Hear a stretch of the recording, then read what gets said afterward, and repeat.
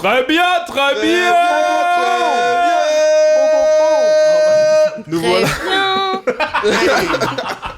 Nous voilà réunis pour un nouvel épisode du Très bien podcast. Bien sûr, merci d'être avec nous. Je vous invite tout de suite à nous suivre soit sur les réseaux, sur Instagram, très bien podcast, ou sur YouTube. Vous vous abonnez à la chaîne, vous nous laissez un petit pouce bleu, un petit commentaire, vous en parlez autour de vous, ça fait toujours plaisir.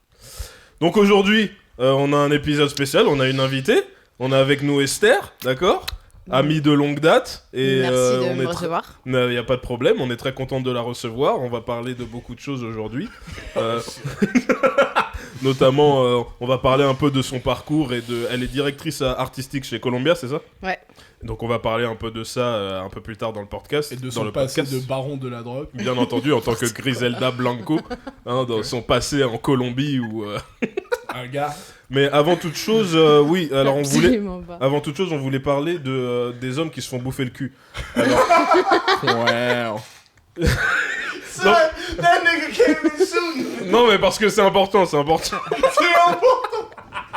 Non, parce qu'on en parlait juste avant de commencer à tourner, là on en parlait, et Esther disait que c'est courageux de la part d'un homme de faire cette demande à une femme de lui bouffer le cul, tu vois. En tout cas en Europe, ouais, je pense qu'on peut dire ça. Hein. En fait, tu penses que dans d'autres endroits c'est plus facile, genre ? Ouais. Bah ouais. Genre où ? En Oregon, Californie. Visiblement à Memphis, Floride. dans les années 90, ça c'était That's pas 36 trop. Mafia, Ouais. ça compte pas. Ce que disais. Est-ce qu'elle se base sur des paroles non. de 36 Mafia pour comprendre le monde, là ? C'est ça qu'elle fait ? Esther, tu vois, il y a des gens, ils comprennent le monde à travers, je sais pas... La littérature. La littérature. Elle, c'est 36 Mafia. What would DJ Paul think about this? I agree. You know what I'm saying? Non, mais en tout cas, je me dis, il doit y avoir quelque chose, parce que si on parle de plus en plus de se faire bouffer le cul, c'est qu'il faut se faire bouffer le cul, quoi, c'est tout ce que... Et si on parle de plus en plus d'héroïne, qu'est-ce qu'on fait? Non, mais ça faut voir. Ah, ok. Du moment, let's keep it consistent. Let's keep it consistent. Bon, moi, je pense que dans tous les cas, whatever you do is just like anything else sexual. You gotta be confident with it. Ouais, c'est sûr, faut avoir confiance, ouais. You can't be like, please, can you eat my Ouais, tu peux ass? pas être You là gotta be like, yo, Ouais. I'm trying to get my Eat ass. that ass. You gotta call her bruh. Like, Yo, the fuck hey, is you listen, doing? bruh. Like, look, bruh. Putain. I Vraiment, don't even want to je talk to compte you sur vous about this. pour me. Vas-y. Allez-y dans vos vies, essayez ça et racontez-moi après. Moi, je suis curieuse de savoir comment c'est perçu. Moi, je sais pas, j'avoue, je me sens pas à l'aise de demander ça parce que déjà, j'ai l'anus poilu. Ce qui. Non, mais je me dis, après, t'es là, t'as des cheveux Alors, dans je te la bouche et rassure, tout. déjà, c'est le cas de tout le monde. D'ailleurs, Oui. les femmes aussi. Oui, mais il y en ont a des qui poils. se wax le motherfucker, tu vois. Ouais. Ouais. Écoute, chacun son délire. Ouais, c'est vrai, c'est pas faux. Mais en vrai, préférer une chatte tout le temps épilée, moi je trouve que c'est un peu un truc de pédophile. Ouais, donc, non, mais moi je suis d'accord. donc voilà, Je suis d'accord. assumez Quand vos j'étais- poils, Moi assumez aussi. de vous faire bouffer le cul avec des poils, Ouais, y a non. pas de souci les gars, Le vraiment, truc y a pas de de- C'était problème. le Merci. conseil beauté de Ouais. Esta. Ouais. Merci Esther pour plus de comment dire, de confiance en soi et d'acceptation dans ce monde. Le truc de pas de poils sur la chatte, c'est vraiment bizarre. Ouais, c'est vrai. I don't like that shit. Moi, quand Moi non j'étais plus. plus jeune, je C'est préférais, weird. mais maintenant, ouais, non, c'est chaud. Ah non, it just looks like you're like a little girl or Ouais, something. c'est bro. vrai. Get ouais. the fuck C'est out vrai. of here. Au début, tu sais, j'entendais des gens qui faisaient ce commentaire, ouais, une chatte complètement épilée, on dirait un truc d'enfant. Et je comprenais pas, mais maintenant, je suis là, ouais, non, complètement, clairement. Après le porno est formaté C'est ça. comme ça, donc forcément ça... Ça dépend, hein. Moi, mes actrices préférées, elles ont du poil à la chatte. Hein. Ouais, mais. Ah j'avoue, Est-ce que vous tu avez penses que des c'est- actrices préférées et tout. Bien entendu. Est-ce que- Non, ok, c'est un game quand même. C'est un game. C'est Ok. un game. Mais bon, moi, je suis. Moi, I think tu vois, I'm damn near done with the shit. Comment ça? J'ai regardé. Les dernières fois que j'ai regardé du porno, je me suis juste senti genre. En plus, gars, j'ai une imagination, j'ai pas besoin du Ouais, ouais. poteau. Ouais. J'ai une imagination et des souvenirs. Ouais, I'm je suis d'accord. good, Ouais, de bro. ouf, ça, c'est vrai, Like, ça, c'est genre, Ça d'ailleurs c'était un sujet qu'on avait abordé dans Ouais. un des Ouais, il me semble qu'on en avait épisodes déjà parlé. de- genre, Mais- Moi, c'est vrai que moi, c'est par phase, en fait. Il y a eu des moments où vraiment, j'étais genre, je touchais pas du tout au porno, genre pendant plusieurs années même. Mais et puis, il y a d'autres moments où... Ok. Fuck le porno, The Bee. You know what I'm saying? Get creative, buy a Polaroid. Bon, en tout cas, voilà, finissons sur ça. Faut se faire bouffer le cul, c'est tout ce qu'il y a. Oh my god. Euh, Oh my god. Alors, qu'est-ce qu'on a d'autre? Ah oui, donc là, il y a récemment, on voulait aussi parler sans transition de la mort de DMX. qui est une... direct. non, mais on parle des choses importantes. Quel est votre avis? Vous pensez qu'il avait quel avis sur ça, lui? Sur se faire bouffer le cul? X, come on, bro. DMX, il se faisait bouffer le cul. Hell Ok. yeah. Et bah, du coup, je pense que. Where voilà. my dogs at? Come on, On a tout bro. dit, hein. Come on, bro. She was, bro. En plus, gars, dans les années 2000, là, tôt, là, tu penses que les meufs... les meufs dans les années... En 2001, when Cisco and shit was out, what these bitches want from a nigga... She gonna eat DMX ass, bro. She gonna eat DMX ass like what? Just like comme le deuxième couplet dans ce morceau, it's gonna be about 3 Kims. You know what I'm saying? Tanisha. That's the best fucking verse anyone ever spit ever. For real. That's a fact. Ce couplet incroyable. What the fuck you want from a nigga? Totalement vénère. Bon, en tout cas, Le clip était RIP, exceptionnel. Vous avez suivi. Oh, I met her at an ice cream parlor. Il est mort de quoi? T'as dit quoi, pardon? Il est mort de quoi? Il est mort de quoi, DMX? Il est mort d'une crise cardiaque, mais je sais pas si c'est... Est-ce que c'est dû à une overdose ou pas? Je sais pas, Alors, mais il a vécu une longue vie très très difficile Ouais, avec absolument. toutes sortes de problèmes, donc on sait pas. Donc par respect. Il a eu pour la plusieurs famille. maladies et tout. Il On a sait eu pas. des maladies, il a eu des problèmes avec la substance et tout ça. Il a eu, enfin, c'est Il un allait gars qui beaucoup en prison. Il y a, Ouais, il y a- il a il y a eu- plusieurs, enfin, comme rien n'est confirmé, il y a plusieurs rumeurs du coup. Il y en a une, celle qui a été, diffusée en premier, c'était celle comme quoi il aurait fait une crise cardiaque après une overdose et qu'il aurait été plongé dans le coma. Sa famille, après le décès ou juste avant, est arrivée en disant qu'il n'avait pas fait d'overdose, mais qu'il avait fait le vaccin contre la Covid pour pouvoir voyager et que par la suite, il avait fait une crise cardiaque. Bon, on va savoir la véracité du truc. Mais enfin, tout n'est pas quel clair vaccin pour le moment. Hein C'était quel vaccin? Ah, ça prend une autre ampleur. C'est ça la question. Je ne Quel ferai vaccin pas il a de fait? commentaires à Ouais, ce sujet. Voilà, c'est ça. Par respect pour la famille. Ouais. Donc Wow. tout ça, c'est que des rumeurs pour la. Enfin, moi je dis des rumeurs parce que rien n'est Ouais, sûr. on est- De toute façon, avéré, c'est ouais. DMX, il n'y a pas de rumeur. Voilà. Mais Il y a que comme DMX. Jamal l'a dit, très.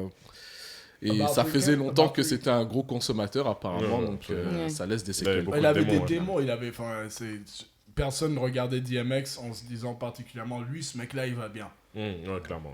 Genre. Je me rappelle il On avait l'a fait fait, je me rappelle, il avait fait un interview sur le Breakfast Club et il est resté debout pendant toute l'interview. Tellement Et puis lourd, mais tu voyais qu'il était pas debout parce qu'il était à l'aise, il était debout parce qu'il pouvait pas s'asseoir, tu vois. Mais il était comme as aussi. C'était une boule d'énergie. Hein. Bah oui, c'était un mec comme as aussi. Parce que moi je connais pas tant que ça DMX, même ses morceaux et tout, je suis pas très Ah ouais, familier. bah avec tout ça. c'est ça, enfin, c'est pas juste les morceaux, c'est le gars quoi. c'est le personnage. mouvement, The Rough Riders, Swiss Beats, donc The Locks. Et qu'est-ce qui fait selon toi qu'il a eu qu'il a touché autant les gens en Is fait? the realest nigga to ever rap, probably. It's top 5 realest niggas to ever rap, ever, period.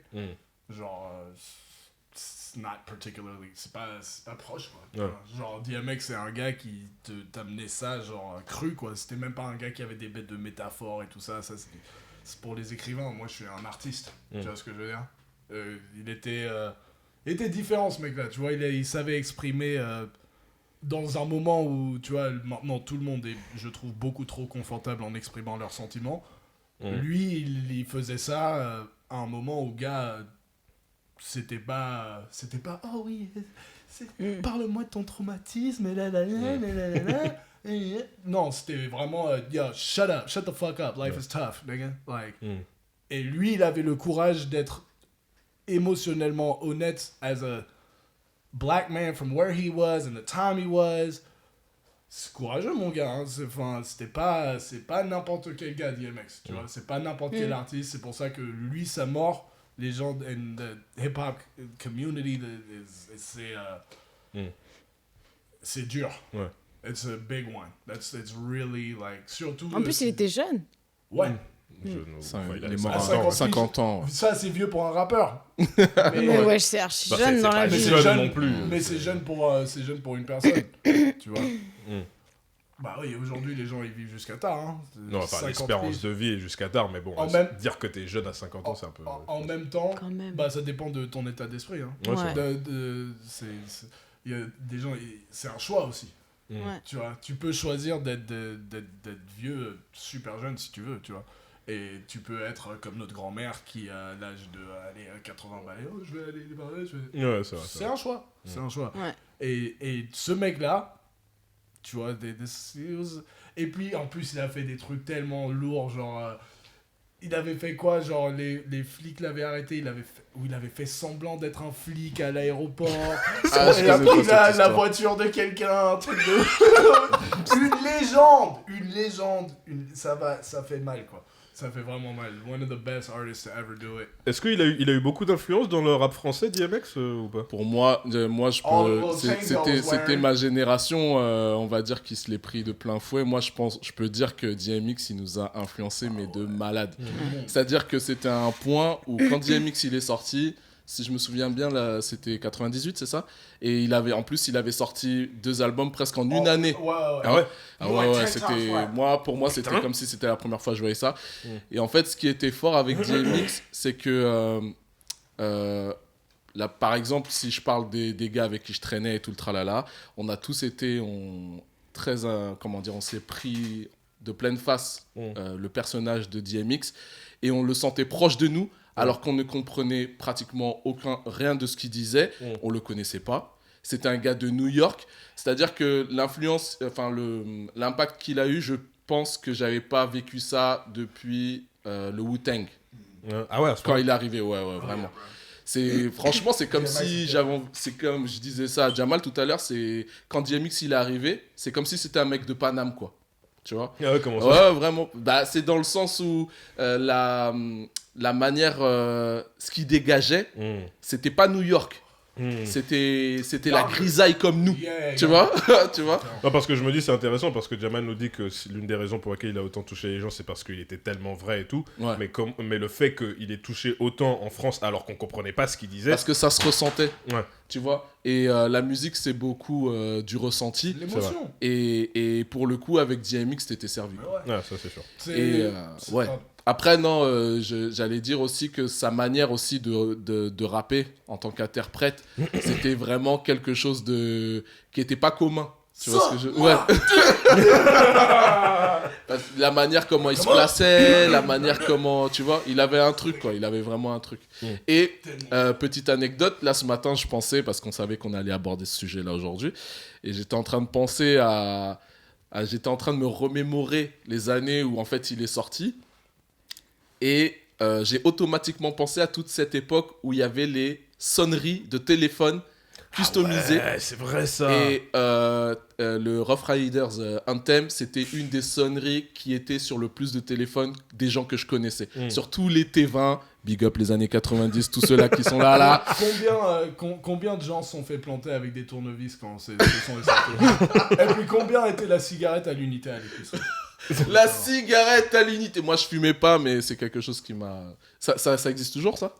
Ça dépend des épiceries. Ouais, bien sûr. Ouais, mais de moins en moins. Ouais, clairement. Si, ça dépend d'où, mais il y a pas mal des épiceries que je connais qui font plus. Ouais, moi, non, après, dans le 18e, on est spéciaux. spéciaux. Ouais, dans le 18e, vous êtes toujours proche du peuple, ouais. That's real shit.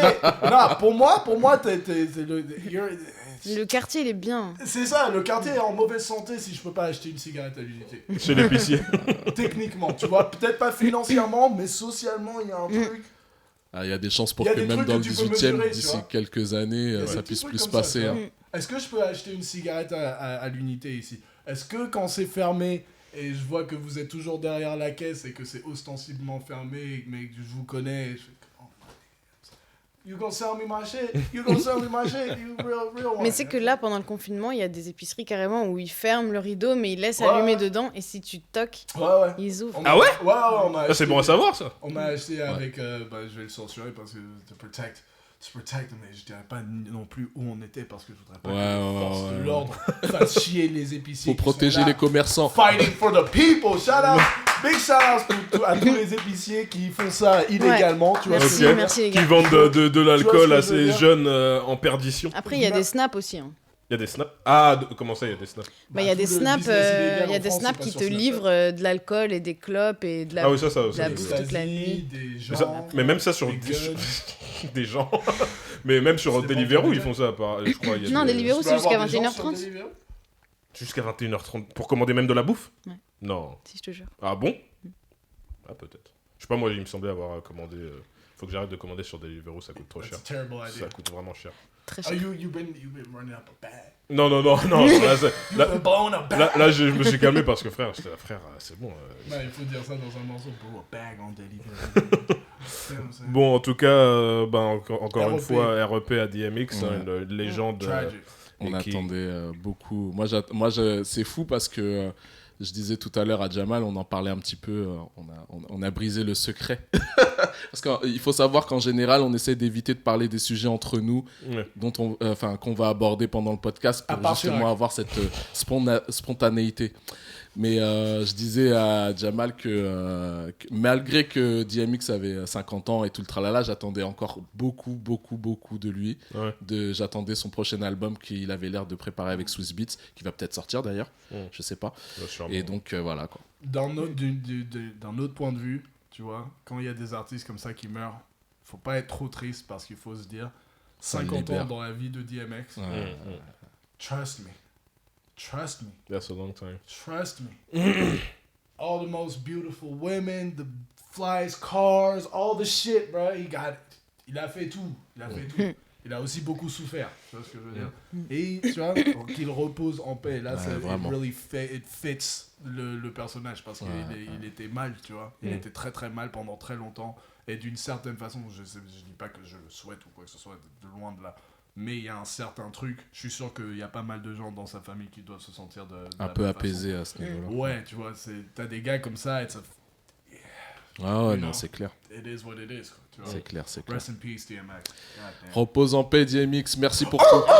Et You think it's a fucking game? Nigga, come on, bro. That's fuck, man. Incroyable.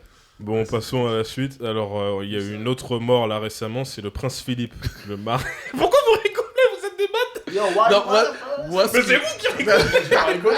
Putain, moi, j'ai même pas eu le temps de réagir. Bah, c'est un truc de ouf. qui repose en paix, mais c'est juste le fait d'en parler en fait. Le prince Philippe, ouais, le roi de le mari de la reine d'Angleterre. Et en réalité, bon, moi je connaissais pas trop la vie du gars et tout. Je Non, veux non juste plus. en parler parce qu'il a fait des commentaires racistes et que ça me fait rire. Tu vois. Ok. C'est vrai. Moi, je justement, savais juste pas, pour donc ça. je suis chaud. Vas-y, raconte Vas-y, alors. arrête. Alors il aurait See dit. the bars. Ouais. Et apparemment, il était connu pour faire des vannes et des vannes parfois un peu de mauvais goût, tu vois. Donc alors il y en a une où Ah, c'est un royal. il s'adressait à des étudiants britanniques en stage en C'est un Chine. colon en fait. Lui-même. C'est ça, tu vois. En stage en Chine en 1986, il s'adressait à des étudiants britanniques et il leur a dit ne restez pas trop longtemps sinon vous allez avoir les yeux bridés. Jesus Christ. En plus, vraiment du très bas niveau. Genre. Mais de ouf man. C'est Même pas du même pas racisme. drôle. Ouais, même pas. C'est pas drôle. Ah, c'est éclaté. J'avoue, C'est pas drôle. Non, Éclaté. non. Enfin, Non, je ce trouve qui est ça drôle, même c'est pas c'est drôle en éclaté. fait. Non, ce qui est drôle, c'est que le gars, c'est le éclaté. mari de la reine d'Angleterre et puis il fait des vannes comme ça. c'est ça Attends, qui est mais vraiment il a dit C'est ça en la- quelle année? Justement, C'était en c'est le 86. mari de la reine d'Angleterre, bien sûr, En qui plus. fait des vannes comme ça. drôle. Non, bien sûr. Ouais, mais qu'il mais- le fasse en public, je veux dire, Ouais, genre non, mais- sous l'œil des caméras. et Mais tout. il y a pas longtemps, Hong Kong appartenait aux Anglais. Ça me paraît complètement en ligne pas faux. avec l'Angleterre. Pas faux. Et comme tu Bah. disais juste avant qu'on commence le podcast, il vient d'une époque où tout le monde était raciste. Oh, un peu, absolument. Et puis non seulement ça, Oui. non seulement ça, mais gars, genre c'est comme quand il y avait le truc avec la meuf là, de Meghan, je sais pas quoi. Mm. Où ils étaient, Meghan oh, Markle. oui, oh la famille royale est raciste. Ah, Markel là. De un, j'avais pas vu en quoi ils avaient fait quoi que ce soit de raciste envers elle. Mais même s'ils l'avaient fait, genre c'est la famille royale d'Angleterre. T'es Qu'est-ce que, à quoi surpris? tu t'attends? T'es Non, et surpris? puis surtout, tu sais ce qui Vraiment, genre. ce qui m'a fait encore plus réagir, c'est le fait qu'en fait, apparemment, c'est juste une personne dans l'entourage familial qui a dit des trucs racistes. Et moi, dans ma tête, j'étais là, mais on a tous un tonton raciste ou un cousin homophobe ou une grand-mère sexiste, tu vois ce que je veux dire? Et C'est toi, pas un tu truc penses de quoi ouf. Toi, tu penses quoi du racisme et du sexisme et de l'homophobie? Moi, T'as je suis des racistes dans ta Je famille? suis contre l'injustice. Ah ouais, j'ai des racistes dans ma famille. Ah ouais? Est-ce que je peux en parler? Vas-y. Bah, moi, je t'y encourage. C'est toi qui dois savoir si tu peux en parler. Imagine le mec. non, N'oublie il va pas il va qu'Internet regarder cette n'oublie rien. vidéo. Protège les gens. Mais j'espère qu'il va pas regarder cette vidéo. Mais en vrai, ouais, j'ai un oncle limite, hein. Genre quoi? Il Ouais. dit quoi? Genre une fois, je lui avais demandé pourquoi il avait jamais eu d'employé Renoir, tu vois, noir. Mm. Et il m'a dit que c'est parce que ses clients, ils auraient pas aimé, tu vois. Bah, Et j'ai trouvé que c'était une excuse super nulle, tu vois. Ouais, c'est pas une très bonne excuse, en effet. Et ouais, de manière générale, t'as ce truc. Après, il y a une autre tante à moi. Et elle, pour le coup, c'était plus violent parce que c'est sa fille, pour le coup.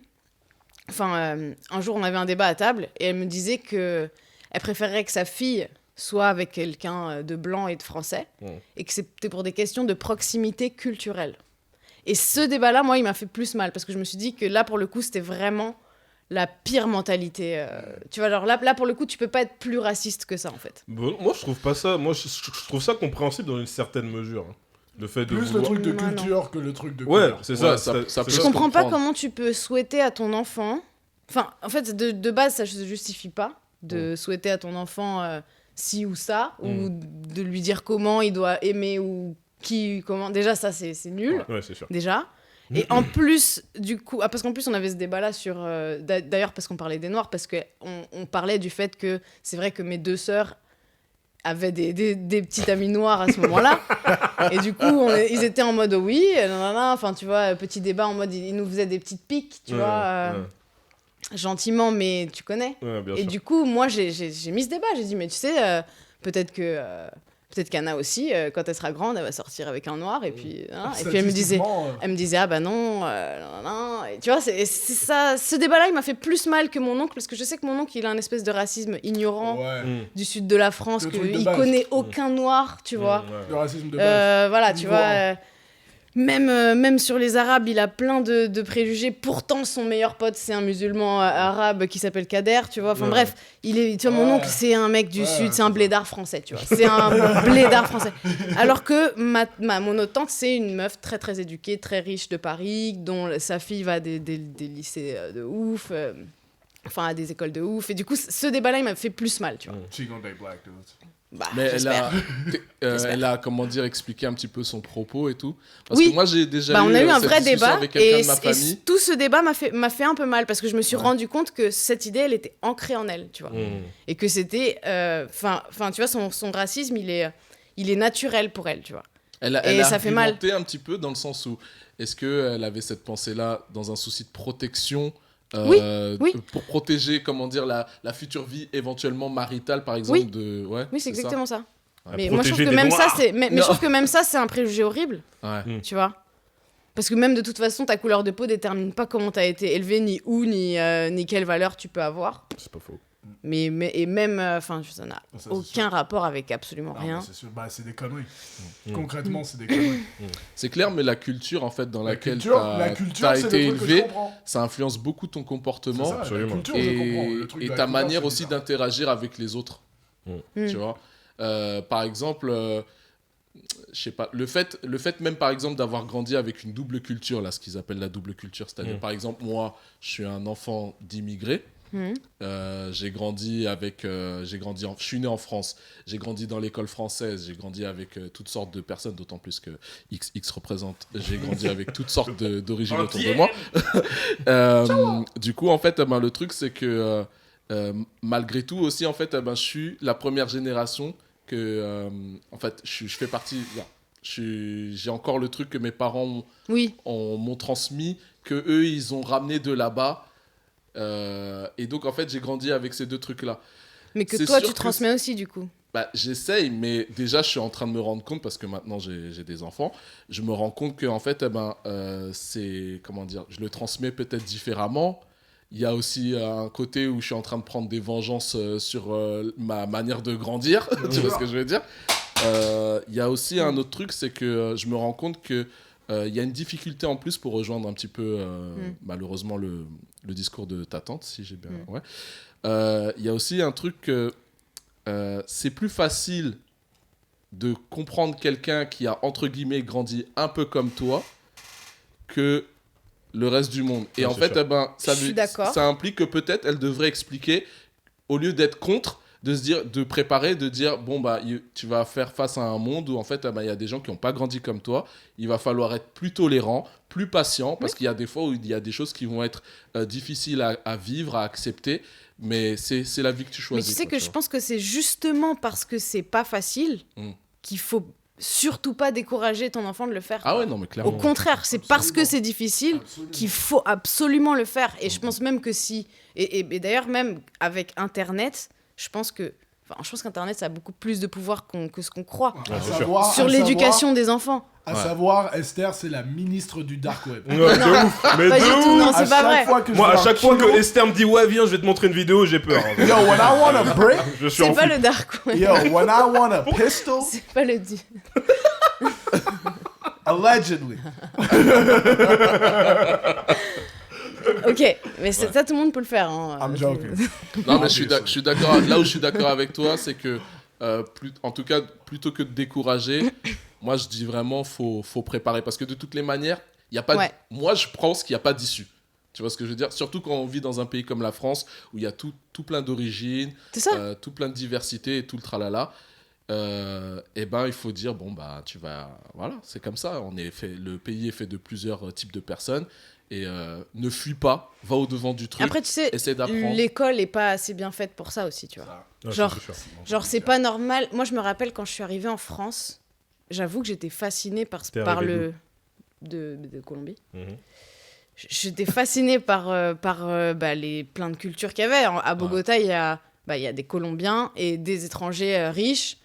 Et déjà, à l'époque, on croisait rarement de Noirs parce qu'ils étaient sur la côte. Apparemment, maintenant, bon, on est 15 ans plus tard, il y a beaucoup Il y a plus plus de de mixité. Noirs qui sont installés dans les terres. Mais avant, c'était pas très mélangé. Du coup, moi, je me rappelle, dans mon école, il y avait un Noir. On n'en croisait pas beaucoup. Et quand on en croisait, c'était... Enfin voilà. Et du coup, quand je suis arrivée en France, je me suis dit, putain, c'est trop bien. Ici, ils ont un pays où il y a tout le monde. On était plein de Colombiens. Enfin, moi, du coup, je suis pas colombienne, mais j'étais avec mes potes colombiens.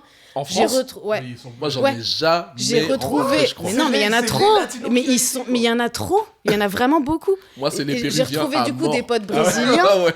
J'ai retrouvé des potes brésiliens. J'ai rencontré plein de gens de toutes sortes d'origines. Moi, je trouvais ça vraiment génial. Je me disais, mais c'est trop bien ce pays en fait. Enfin, tu vois, moi, ma première impression, ça a été ça. Mhm. Et ensuite, je me suis rendu compte qu'il y avait toutes des cultures qui devraient être intégrées à la nôtre, tu vois, mais qui l'étaient pas du tout.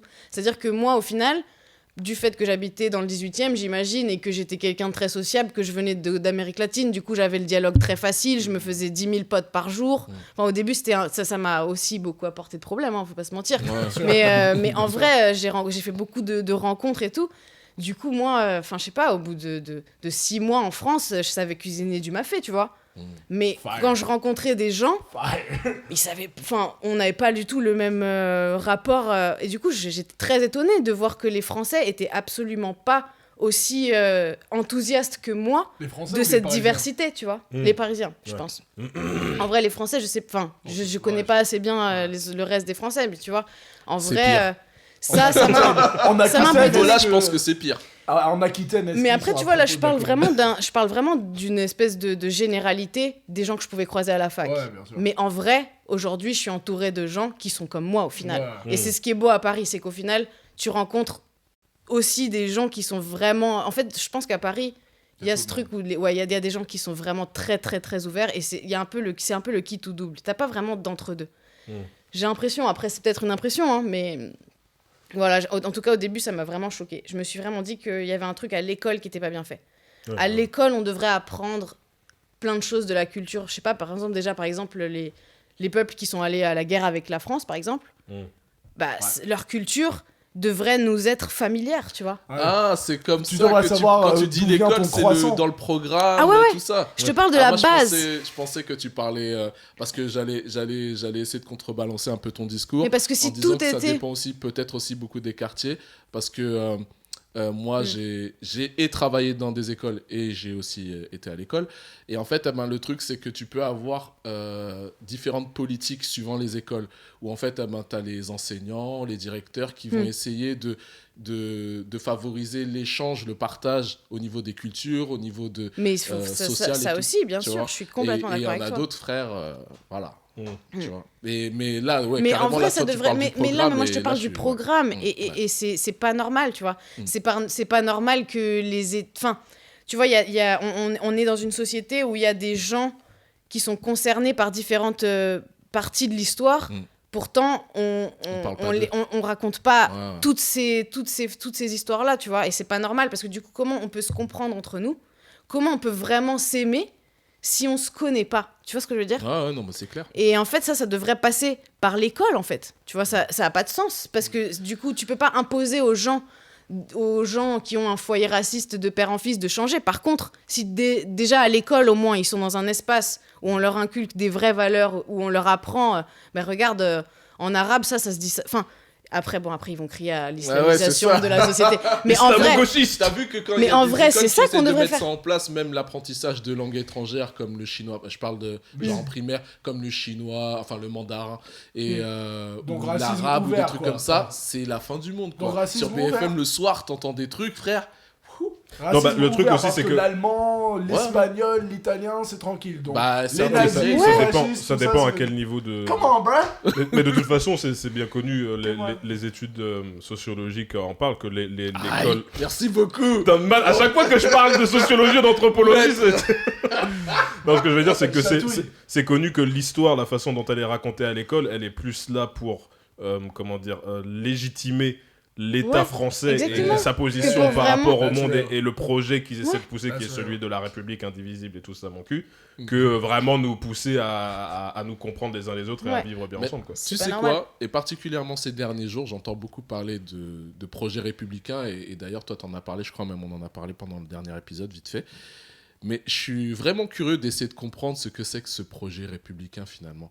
Parce que je crois que, tout comme la laïcité, il y a beaucoup de personnes qui se méprennent sur ce que c'est, et moi y compris peut-être. Et franchement, je suis vraiment curieux de comprendre. Peut-être que, voilà, à un moment, je vais prendre quelques heures pour essayer de comprendre. Bon, en tout cas, est-ce que vous voulez un ou deux autres commentaires du prince Philippe raciste Vas-y, envoie. Ouais, mais c'est drôle. Man, à une troupe de danseurs noirs, en 2009, il leur a demandé s'ils étaient tous de la même famille. Bon, ça va, ouais.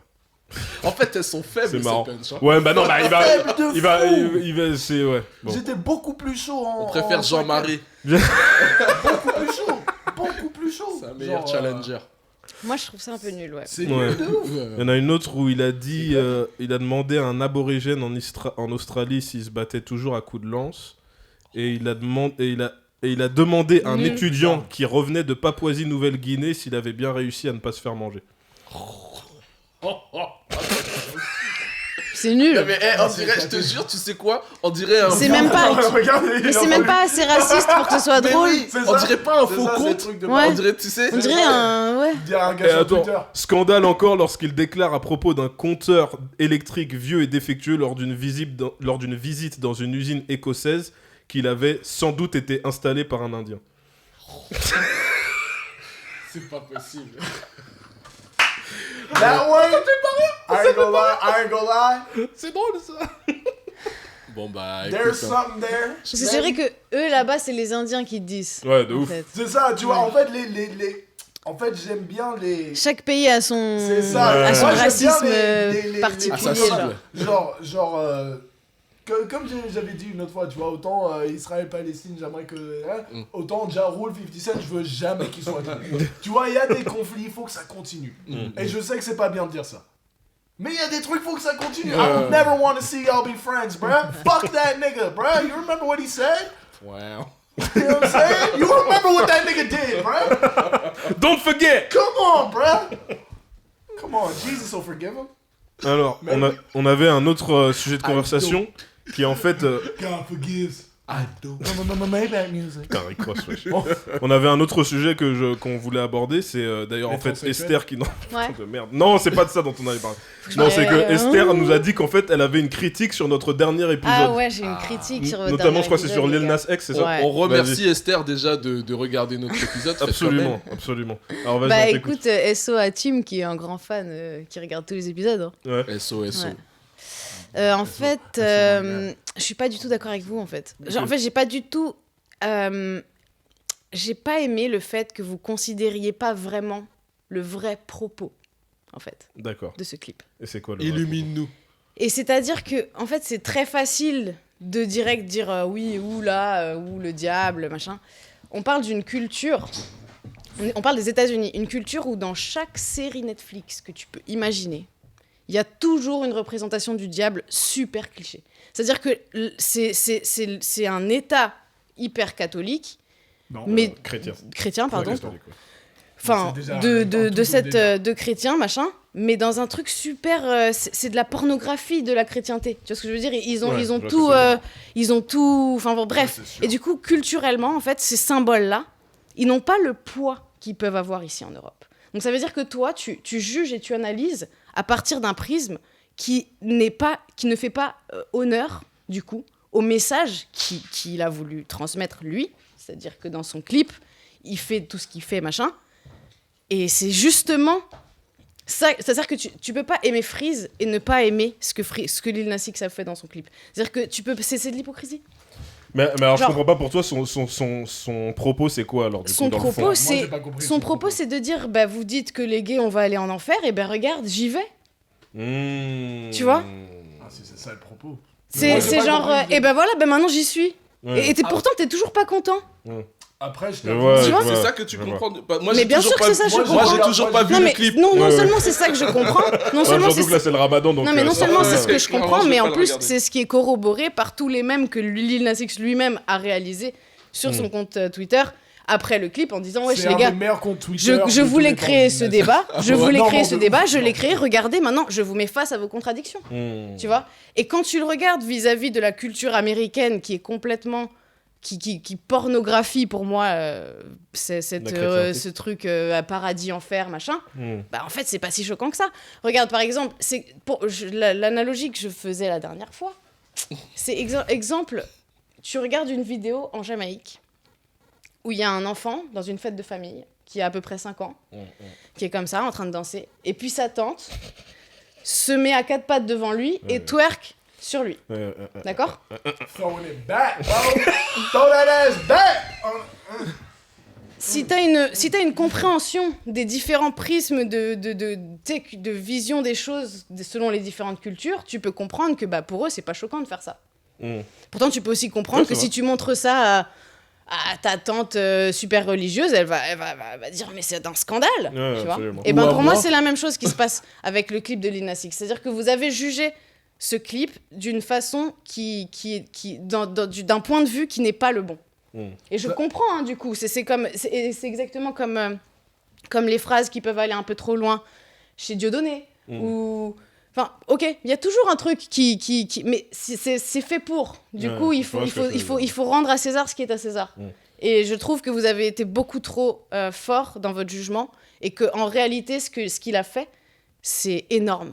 Et que vraiment, vous vous rendez pas compte à quel point ça a donné confiance à plein de gens qui se posent des questions et qui se sont dit, putain, il a raison, en fait. En fait, ok, donc on va en enfer. Et alors, ok, bah d'accord, allons-y en enfer, alors. S'il suffit d'aller en enfer pour pouvoir aimer qui je veux, Ouais. bah allons-y, tu vois ce que je veux dire. Si ça, c'est le message. C'est beau, tu vois. Alors, moi, j'ai une question maintenant. J'ai toujours pas vu le clip, Moi, je j'ai le pas précise. compris ça. Mais est-ce C'est le que, message. après avoir visionné le clip et sans avoir peut-être eu les explications à part de la part de Lil Nas X, est-ce qu'on est capable de comprendre ça ? Il y a quand même beaucoup de... C'est très caricaturé. C'est la provoque, c'est surtout tu vois. la provoque quand Tu peux même. faire Oui. une recherche vite fait sur Google. Il vient d'où Lil Nas X? Ah, bonne question. C'est très caricaturé, hein. Du ventre de sa mère ? Oui, non, mais quelle ville? Parce que c'est important. Mais de toute façon, ça revient... Au niveau de d'où il vient, au niveau des États-Unis. Il vient de Géorgie. Ah, de Géorgie, mais où en Géorgie? Atlanta? Lithia Springs. Ah ouais, donc alors ce que Esther dit est absolument vrai. Mm. Parce que s'il venait de genre New York, San Francisco, Los Angeles, quoi que ce soit, pour moi, il n'y a rien de courageux. Rien, tu vois. Le satanisme, Oui, le tu vois, homosexuel, tout ça. c'est ça. Il n'y a rien En de fait, courageux pour moi, il y a un à gros part- truc à part- de... Attends, à part pour certaines communautés, parce que c'est une de mes reproches avec... justement, c'est des bien-pensants de gauche et tout ça. Oui, nous, on adore les gays. Ouais, mais je trouve que mes potos qui sont gays, mais qui sont noirs aussi, ils n'ont pas la même expérience de toute cette tolérance et de cette joie de laquelle vous parlez, tu vois. Ouais. Donc, si c'est de cet angle-là, Mais bien je sûr. suis à fond d'accord avec toi. Mais bien sûr. Mais moi, je regarde ça, après, c'est sûr que I can't realize, mais he's from Georgia. Regarde, It's moi- different, tu vois. Pour moi, littéralement, j'ai un de mes gars sûrs, tu vois ce que je veux dire, my nigga Charles, my nigga DeMarco. You know what I'm saying? This is my guy. Pour moi, c'est genre, on est tous ensemble. Tu vois ce que je veux dire? Genre, de là où... en fait, même de là où je viens, c'est pas vrai. Parce que pas tout le monde est d'accord sur ça. Mais pour moi, I don't give a fuck what you're doing, bro. I don't give a fuck. Like, my people is my people no matter what. Yeah, c'est sûr. You feel me? Et donc, pour moi, en fait, moi, je savais pas qu'il venait de là où il venait. Pour lui, c'est genre, de là où il vient, là, c'est une petite ville à laquelle t'as jamais entendu parler. Ouais, pour lui. De lui où il vient. Tu te mets à la place d'un mec qui, toute sa vie, a entendu tu vas aller en enfer. Yeah, dès le premier jour où il a fait un petit truc, tu vois ce que je veux dire? Parce que de l'autre côté... Le mec, maintenant, il a fait le numéro 1 de tous les charts et il est allé en enfer. Genre. Parce que de l'autre Tu vois, côté, il y a baisse l'autre tout le monde. pornographie. Il y a la pornographie de la violence des hommes noirs contre les hommes noirs. Il y a la pornographie de la l'uber-sexualisation des femmes noires partout, in every culture, in every aspect of American pop culture, qui est beaucoup, beaucoup plus pornographiée aujourd'hui aux États-Unis que la religion. It's not close. Regarde les chiffres que font les chrétiens, regarde les chiffres que font Cardi B. It's not the same. Tu vois, ils ont perdu la guerre culturelle. Il y a 2 guerres culturelles qui sont passées aux États-Unis. Les conservateurs ont perdu la première partie, tu vois. Là, il y a un deuxième qui est en train de se passer. Deuxième round. Le deuxième round. Mais ils ont perdu, tu vois. Chief Keef is the biggest nigga, is like the most influential nigga ever. Tu vois ce que je veux dire? Genre, au niveau de la culture, ils sont plus représentés, tu vois ce que je veux dire? Genre, ces gens-là, au niveau de, genre, ou s'ils le sont, genre, il faut vraiment que justement que tu sois dans une ville comme ça, dans une petite ville comme ça, où tu peux, genre, avoir plus de contrôle sur les choses face auxquelles tes enfants vont être confrontés. Bon, après, en même temps, je suis d'accord avec toi si on parle de, comment dire, de pousser les valeurs vraiment de façon explicite, mais bon, même tous ces artistes qui pornographient la violence et qui hypersexualisent les femmes parlent souvent de Dieu aussi beaucoup. Ouais. Mais c'est pas...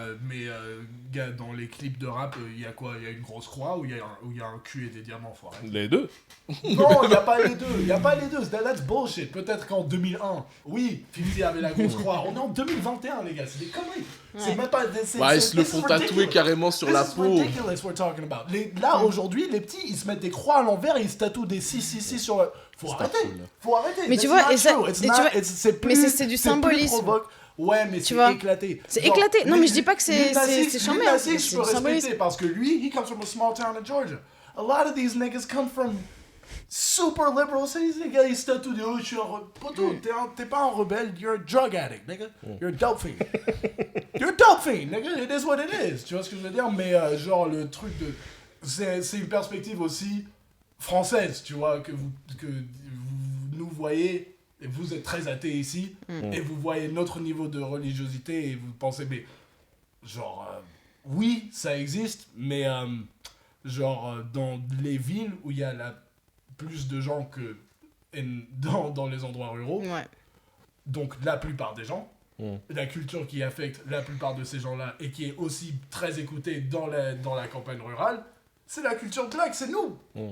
Donc, ça fait longtemps que, tu vois, ça, c'est de la mythologie. Si tu vas dehors, mon frère, if you get into the streets, niggas is not talking about no Jesus, bruh. Get the fuck out of here, bruh. It's the old nigga on the corner. Oh, the Lord will save you. And niggas like, get the fuck out of here, old man. That's the reality. On est en 2021, les gars se tatouent des croix à l'envers et font des morceaux où ils parlent de ton pote que j'ai tué, ils disent leur nom et ils chantent. C'est pas du tout, gars, c'est genre... Je pense qu'il y a pas mal de Français qui regardent les États-Unis et vous pensez qu'il y a toujours genre cette même culture conservatrice de genre Back to the Future niggas or whatever the fuck or like ou les familles dans Stranger Things qui ont le truc de Reagan et Bush. Ces mêmes familles de classe moyenne qui étaient conservatrices à l'époque, aujourd'hui c'est des familles qui ont voté pour Obama 2 fois. C'est des familles qui, tu vois ce que je veux dire, genre cette classe là et c'est les bien-pensants de gauche aujourd'hui, ces gens-là. Tu vois ce que je veux dire? Donc, ces mêmes personnes qui auraient ce pouvoir culturel contre pas des gens comme Lil Nas X parce que lui, pour le coup, je savais pas qu'il venait de Georgie, tu vois. C'est très très différent pour lui, tu vois. C'est très très très différent. Et encore une fois, même dans une ville comme San Francisco qui a la réputation qu'elle a, which is bullshit, for a certain amount of people, même là-bas, tu vois, clairement, être black et gay, c'est pas la même chose que tu t'étais un mec à New York, à Manhattan, et il y avait des gars comme ça, et you know, you're a cute little white kid, and you come to San Francisco, tu vas au Castro, tu penses que ça c'est la vie, mon frère.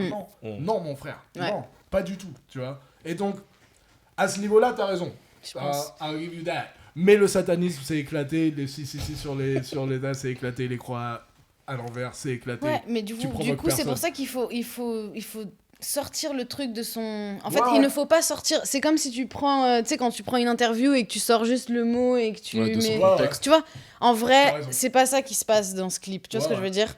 Il est pas du tout en train de faire une apologie de rien du tout. Ouais, il est juste ouais. en train de dire, hé, regardez les gars, je suis gay, je vais en enfer. Tu vois ce que je veux dire? Mais Et c'est maintenant, ce vous qu'il allez dit faire dans la quoi? chanson. Non, il s'est Non. cocaine. Ouais, en fait, Euh, vous êtes presque en train de me donner envie de regarder le clip parce que je veux savoir qu'est-ce que moi j'aurais comme tu interprétation. sais que Lil Nas Bah, X... bon, après, maintenant le que truc, tu c'est m'as que En toi fait, aussi, ça tu sert à comprends pas ce rien. qu'il Ça sert à raconte, rien que tu le regardes. C'est exactement comme. Merci Esther. Enfin, genre, vraiment, je trouve que ça ne sert à rien que tu le regardes. Vraiment, il ne s'adresse pas. C'est ce que je disais. Non, À toi, parle il ne pas. s'adresse pas à toi parce que tu n'es pas un homophobe américain, en fait. Tu vois ce que je veux dire? Ou homophobe en Ni général. même français. Donc, voilà. Donc, du coup, je pense pas que ça soit nécessaire que tu le regardes, surtout si toi, pour toi, c'est un truc mauvais de voir une représentation du diable. Mais pour te dire, si t'as déjà vu une série Netflix où il y a un vieux diable de merde dedans, et ben c'est la même chose, en vrai. C'est Tu vois, quand- il y a pas de, c'est juste ça, en fait. Tu vois, quand tu regardes, je sais pas, une série où il y a un moment où ils vont il y en a plein. C'est quand sais le même pas comment dernier dire. grand show où il y a un représentant significatif du diable où c'est le vrai méchant et que dans les 5 dernières années. Il y a ou 10. Il y en Lucifer. a pas. Il y a Lucifer, mais c'est pas le Lucifer méchant. c'est le un caractère Moi, je sais pas, j'ai principal. jamais regardé. Donc, Lucifer c'est le C'est un caractère gentil. principal et c'est un gentil. C'est un gentil ou c'est un anti-héros? Non, c'est un gentil. gentil. Bon. Mais du coup, c'est Et pas c'est lui. le, Donc- c'est le diable dans la Oui. série. Bah, c'est Lucifer. Oui. Non, mais je croyais que Non, c'était genre c'est-à-dire que- le Non, Lucifer c'est de Lucifer, quelqu'un. mais du coup, c'est pas lui le roi de l'enfer parce que du C'est-à-dire coup, il y a un que autre dans mec. c'est-à-dire que dans Je sais les plus. 10 dernières années, il y a eu. J'aimerais qu'on arrête de faire comme s'il n'y a pas eu un énorme changement dans la culture aux États-Unis dans les 10 dernières années. Parce que je l'ai vu. Tu vois ce que je veux dire, gars? Tu pouvais pas être. Si t'étais un homme et t'allais dehors à une certaine époque, et si t'avais pas un certain.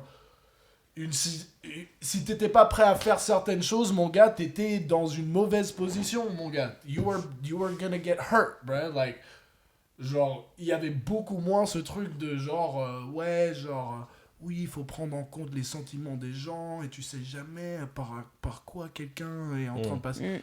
Les gens, ils s'en battaient les couilles, mon frère. Fuck you, fuck them, fuck all them, and these niggas gonna kill you. Genre, donc, moi, quelque part, moi, je suis content que ça a changé. Mais il faut justement aussi montrer que ça Qu'il y a eu que du ça a changement. changé. Ouais. Tu vois ce que je veux dire? Ouais. Faisons pas comme si Young Thug n'a pas existé. Tu vois? Faisons pas comme si Lil Wayne n'a pas existé. Faisons pas... Tu vois, c'est ça que j'aime pas aussi. Et puis, il y a un Oui, mais truc- du coup, ça veut dire que t'es d'accord que. Non, parce que là où je suis pas d'accord, c'est que le truc du diable et tout ça, ouais, en 2005, 2004, on est en Non. 2021. Non, la 2021, condition des homosexuels, elle a pas Oui, changé. Non, mais En non, vrai, oui. Tu vois. Non, si, aux États-Unis, ça a changé. Ils ont quand même. Les États-Unis, c'est grand. Hein. Quand même, il y a eu. Et tu sais, il y a ce truc. Tu sais, ils les ont mis dans des camps à des moments. Ça a changé, hein. Ça a vraiment beaucoup. Ils se faisaient. T'en avais pas mal, ils se faisaient genre genre. How you say, genre de base, like. Gratuitement, electroshock therapy, all that Oui, shit. oui. Genre Des ça a trucs, changé, tu vois. C'est Oui, comme- oui, non, mais bien c'est comme sûr, quand- bien quand- sûr. C'est comme quand je vois un noir de 15 piges aux États-Unis qui dit ah, rien n'a changé, poteau. Malcolm X, Martin Luther King, Rosa Parks, Farrakhan, même si c'est, tu vois, un peu plus. Hein. Gars, il y a des gens, ils ont existé, ils ont fait des choses. Tu vois ce que je veux Ouais, dire? faut Justement- encore qu'ils s'intéressent, quoi. Justement pour qu'un Lil Nas X arrive, Ça arrive pas si Young Thug se dit pas, tu sais quoi, ces gars ils sont homophobes, je vais me mettre en utiliser jupe. ça comme un truc de promotion. Je vais mettre une robe, je vais dire à Lil Uzi Vert, c'est mon amant, c'est my bae, what's up, I love you. Je vais faire les emojis avec la langue et tout ça, et je vais faire semblant d'être gay. Et puis si les gens ils me font chier sur le fait que je porte une robe, qu'est-ce qu'il y a dans ma robe? Le Uzi, tu vois ce que je veux dire? Et c'est pour ça que je kiffe tellement Thug, c'est que Thug, il a fait... Il a bouleversé, en fait. Il a Ouais. changé. Ouais, mais il est pas il a gay. cassé les codes. Non, mais justement, il y a un truc aussi, c'est que... Du coup, lui, il a fait du marketing, en fait. Il y a beaucoup C'est de- cool, hein, il y a mais beaucoup c'est pas pareil. d'artistes, il y a beaucoup d'artistes qui Ouais, essayent de chaque fois qu'il y a un truc qui va mal dans leur carrière, like McConan, you know what I'm saying? À chaque fois qu'il y a certains artistes qui à chaque fois qu'il y a un truc qui va mal dans leur carrière, soit c'est genre ils essayent de faire un truc genre plus progressif ou je ne sais quoi pour que les gens se disent oh non mais en fait c'est un bon gars, ah là là là là là là. Au moins Young Thug, il avait juste envie de porter des robes. Me faites pas chier, j'ai envie de porter des robes. Tu vois ce que je veux dire? Et justement, sans qu'il y ait un gars comme ça qui soit prêt à prendre les balles. Après, et tu sais, les tu dis flèches, ça, mais... T'as un gars qui se dit, bah si Thug il peut faire ça, moi je peux dire, non seulement je porte des robes, fuck ça, moi je suis gay mon frère, je suis qui je suis. Tu vois ce que je veux dire? Sans Après, les tu sais, gars de comme là, ça, tu vois, mais de là, après, tu peux aller très loin. Genre, tu sais, avant ça, t'as quand même, t'as Queen, tu vois, t'as Freddie Mercury dans le game. T'as des Ouais, mecs mais- de ouf, en vrai. mais- En fait, on oublie trop, on croit trop, mais c'est juste parce que nous, on est aux dans notre États-Unis- prisme. aux Franco-océan États-Unis- aussi, non? Aux États-Unis, Ouais. quel noir américain? Il n'y a pas beaucoup de noirs américains qui regardent Queen et qui se disent, moi je peux faire pareil. Je suis désolé. C'est là où. Mais c'est pour ça que les Non, mais nations, y a c'est pas- important. Mais il y a beaucoup d'artistes, notamment black dans les années 70 et 80, qui jouaient un peu qui se féminisaient et qui jouaient un peu avec ce genre d'imagerie et tout ça. Mais gars, à part pour les Prince et tout ça, enfin, je veux dire, j'ai vécu aux États-Unis la plupart de ma vie. C'est pas une culture, c'est pas ce qui. Dans la rue, it's not what niggas love, bruh. C'est surtout les blancs progressifs qui aiment les blacks qui mettent des robes. That is a fact. That is the truth. Bah, parce qu'en That vrai, is il y a the un espèce truth. de truc où c'est triste de ouf, mais il y a un mec dans RuPaul qui disait ça. Un vieux dans RuPaul qui disait que. Un vieux, donc, drag, qui expliquait que il y avait du coup toute une époque de sa jeunesse en tant que drag où ben, malheureusement il y avait que des blancs qui pouvaient être ses potes parce que tous les gens de sa communauté le rejetaient et qu'il était super triste de ça. Ça, c'est un vrai problème. Mais il y a aussi un truc de... Il y a une fétichisation qui se passe. C'est ça. Et Il y après, a en une vrai... fétichisation qui se passe. Mais ça c'est parce que c'est le marketing. En fait, tout ce qui est marketable se market et après tout... Enfin, c'est Ouais. bon. Tu Ça, crées des c'est fétiches sûr. avec tout. Ouais, ça, Ça, c'est c'est sûr. sûr. Ça, c'est clair. Surtout, Tu de crées plus en plus, des petits cultes de tout, genre. Bah, surtout quand de toutes les manières, les clips, c'est des objets promotionnels. Et quand tu vois que, si je comprends bien, donc la chanson n'a pas grand-chose à voir Rien, avec l'imagerie. rien du tout. Il dit Si. rien sur- Voilà, quoi. Enfin, Un peu. en tout cas, moi... Après, moi, aussi, le truc, c'est que je m'en bats les couilles. C'est aussi, tu vois, j'avoue que je viens d'une perspective où moi, je m'en bats vraiment les couilles. Si t'es gay, je m'en bats vraiment les couilles. Si t'es hétéro, je m'en bats vraiment les couilles. C'est pas mes affaires, mon gars. Et donc, j'avoue que, bien sûr, ça va biaiser tout ce que je pense, tu vois. Parce que moi, je vais t'accepter. Non, mais c'est ou pour pas, ça qu'il faut se comme dire tu- que tu- le truc, il est pas forcément adressé à... Non, mais t'as raison. Tu vois, en fait, On il n'est pas la s'adresse cible, à qui quoi. il doit C'est ça. s'adresser. Non, mais bien sûr, Moi, je pense sais que c'est d'ailleurs, la cible. Amir, que si t'as envie de comprendre mieux, au lieu de regarder le clip, tu devrais aller regarder juste son Twitter et regarder Ouais. les mèmes qu'il a postés. Parce qu'au final, je trouve que ce clip, il a généré autant de bienveillance que de malveillance. C'est-à-dire qu'il a reçu énormément de... Ça a généré tout soutien. un truc de beaucoup d'amour, tu vois, de gens même pas du tout forcément gays ou même qui Ouais. écoutent du rap, mais qui ont bien aimé cette espèce de pied de nez au truc de ah ouais putain et du coup il y a des mèmes ou enfin il y a des espèces de trends sur TikTok où des gens font des scènes où genre ils arrivent au paradis et le mec leur demande enfin ils arrivent au purgatoire et ils doivent voir s'ils vont au paradis ou en enfer. Et genre, et le test, c'est qu'ils mettent le son pour voir si la personne connaît le son. Et si la personne connaît le son, ils l'envoient en enfer. Et tu vois, c'est grave drôle, en fait. Tu vois, en vrai, et lui, il a posté tous ces trucs-là. Et ça te fait comprendre le propos. En vrai, juste va sur son Twitter et tu vas C'est comprendre. ça. Je Un vais des seuls faire ça, trucs qui merci. me manque de Twitter, c'est Lil Nas X. Il est tellement chaud sur Twitter, il est tellement drôle. Mais qu'est-ce qui t'éclate c'est parce qu'en fait, Il a Moi, beaucoup ça d'humour. fait plus d'un an que j'ai Il a vraiment j'ai beaucoup pas d'humour. Twitter. Ah, d'accord, Mais ok. he's very funny. Ok. This kid is hilarious. And he's talented, tu vois, genre, le truc, c'était jamais, mon problème, il était jamais avec Lil Nas X. Moi, je kiffe Lil Nas X. Full disclosure. Moi, j'ai kiffé juste, même qu'il rentre dès la base avec son truc de country, j'étais là, ouais. Ah oui. Même je kiffe l'histoire, tu vois, de, voilà, les gars du country, ouais, c'est pas de la vraie country, comme dans le hip-hop, les mêmes couillons partout, sauf que là, c'est un cadre peut-être un peu racial, tout ça, c'est vrai, les 808, mais probablement pas qu'un peu. Mais aussi, peut-être qu'il y a des puristes de country qui, là, bah, parce que justement, t'avais un vrai gars de country qui a dit, mais ça, c'est de la country. Une légende. Vas-y. C'est le père de Miley Cyrus. Moi, d'ailleurs.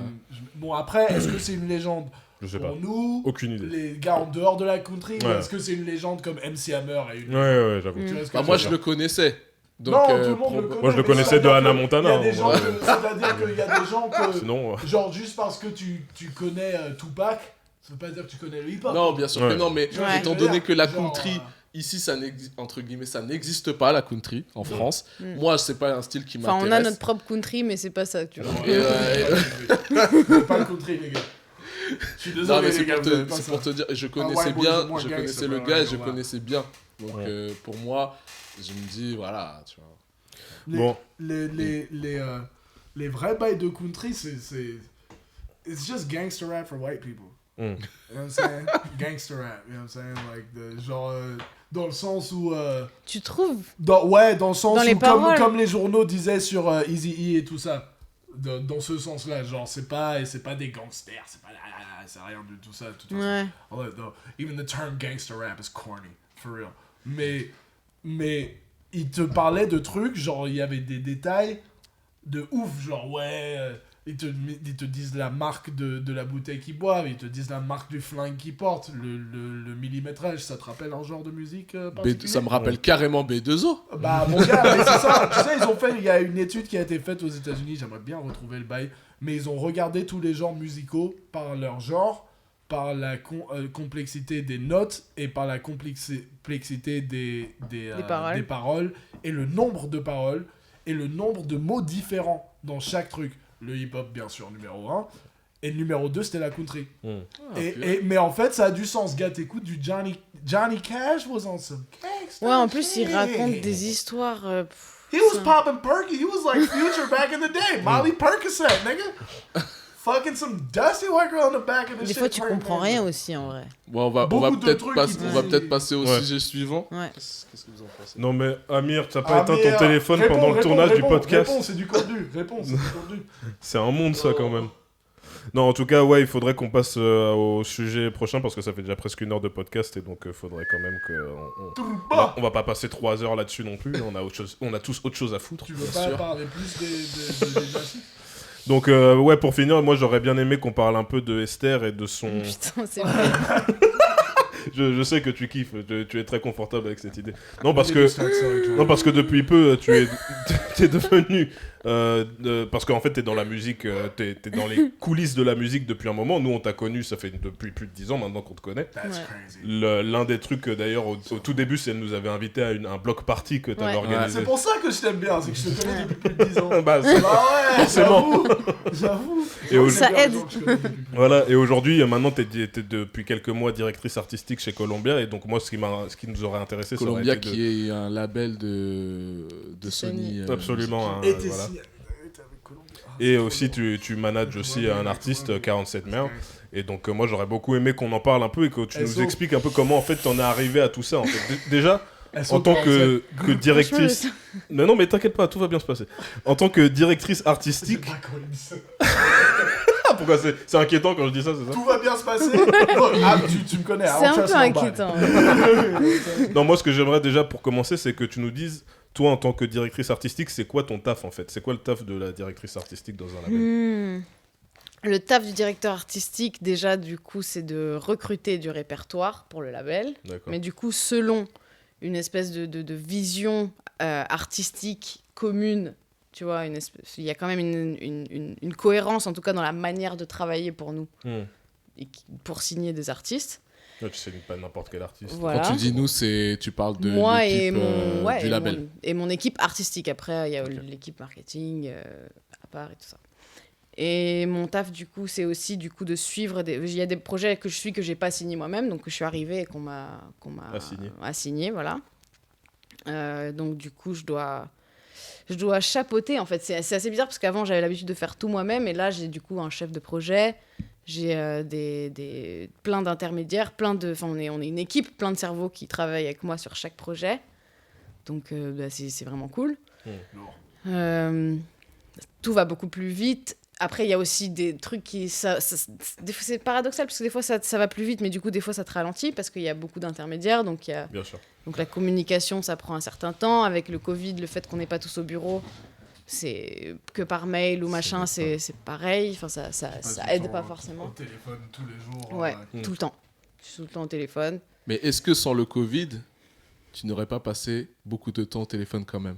Quand même, je pense, mais ça aurait été plus fluide, je pense. Ouais. Surtout moi pour mon intégration, parce que du coup, j'ai commencé à travailler pendant le Covid. Même pendant...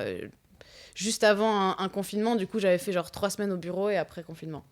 Donc c'est bizarre, tu vois, t'as pas vraiment... C'est bizarre de t'intégrer, de travailler avec des gens que t'as pas vraiment vus avant. Ah bah je me souviens que quand tu avais intégré, je crois que vous faisiez par alternance, vous n'avez pas le droit d'être tous en même temps au bureau et tout, c'était ça, c'est comme ça que tu avais commencé. Comment est-ce que tu as commencé à travailler dans la musique? Qu'est-ce qui t'a donné envie de le faire? En vrai, j'ai toujours voulu faire ça. Donc du coup, j'avais fait des études un peu pour ça. C'est quoi les études? Ça t'a J'ai servi fait de la médiation culturelle à la fac, c'était nul. C'était nul, c'était explosé. C'était éclaté au Ça sol. sert à rien. Éclaté. Vraiment T'as eu ton nul. diplôme ou tu t'es barré avant? Non, j'ai eu mon diplôme, j'ai fait un master et tout. Ah ouais? Félicitations. Mais c'était nul, hein, vraiment. Genre t'as le sentiment que ça t'a pas apporté grand chose par rapport à ce Si, que tu fais maintenant? tout ce que ça m'a apporté, c'est tout ce que ça m'a apporté, c'est pas par rapport à ce que je fais. Mais en vrai, non, j'ai kiffé, mais j'avais des cours de cosmogonie, tu sais, en sociaux Ouais. et tout. Enfin, j'avais pris des options en vrai qui avaient pas vraiment rapport avec la musique, mais que je kiffais. Donc en vrai, non, tout n'était pas nul. Mais oui, je me rappelle de cours de histoire de la danse, où par exemple, la meuf, elle nous lisait le cours sur Wikipédia, tu vois, j'aurais pu le faire chez moi, quoi. Bon, bref. Et tu sais, elle avait, je sais pas, peut-être 4 ans de plus que nous, donc c'était vraiment nul, tu vois. Genre vraiment, il y a des trucs comme ça à la fac où tu te retrouves voilà, dans des programmes pas très bien ficelés. Après, ça faisait pas longtemps que ça existait, la médiation culturelle à ce moment-là. Je pense que maintenant, ça doit être J'allais mieux. te demander, est-ce que tu penses que cette filière-là... Non, je pense que cette filière, elle manque d'expérience. Ouais, à ce moment-là, mais je pense que ça peut que s'améliorer, hein, du coup. Donc, à mon avis, ça doit être beaucoup mieux maintenant, déjà. Et est-ce que, par exemple, tu conseillerais à quelqu'un, parce que moi, je vois que c'est, par exemple, c'est des questions que les gens qui veulent travailler dans la musique se posent souvent, quel genre d'études je devrais faire et tout ça. Et pour quelqu'un qui voudrait faire aujourd'hui le même travail que toi, est-ce que tu lui conseillerais de s'orienter vers ce que tu as fait aujourd'hui? Franchement, si t'as pas d'argent pour payer une école, ouais.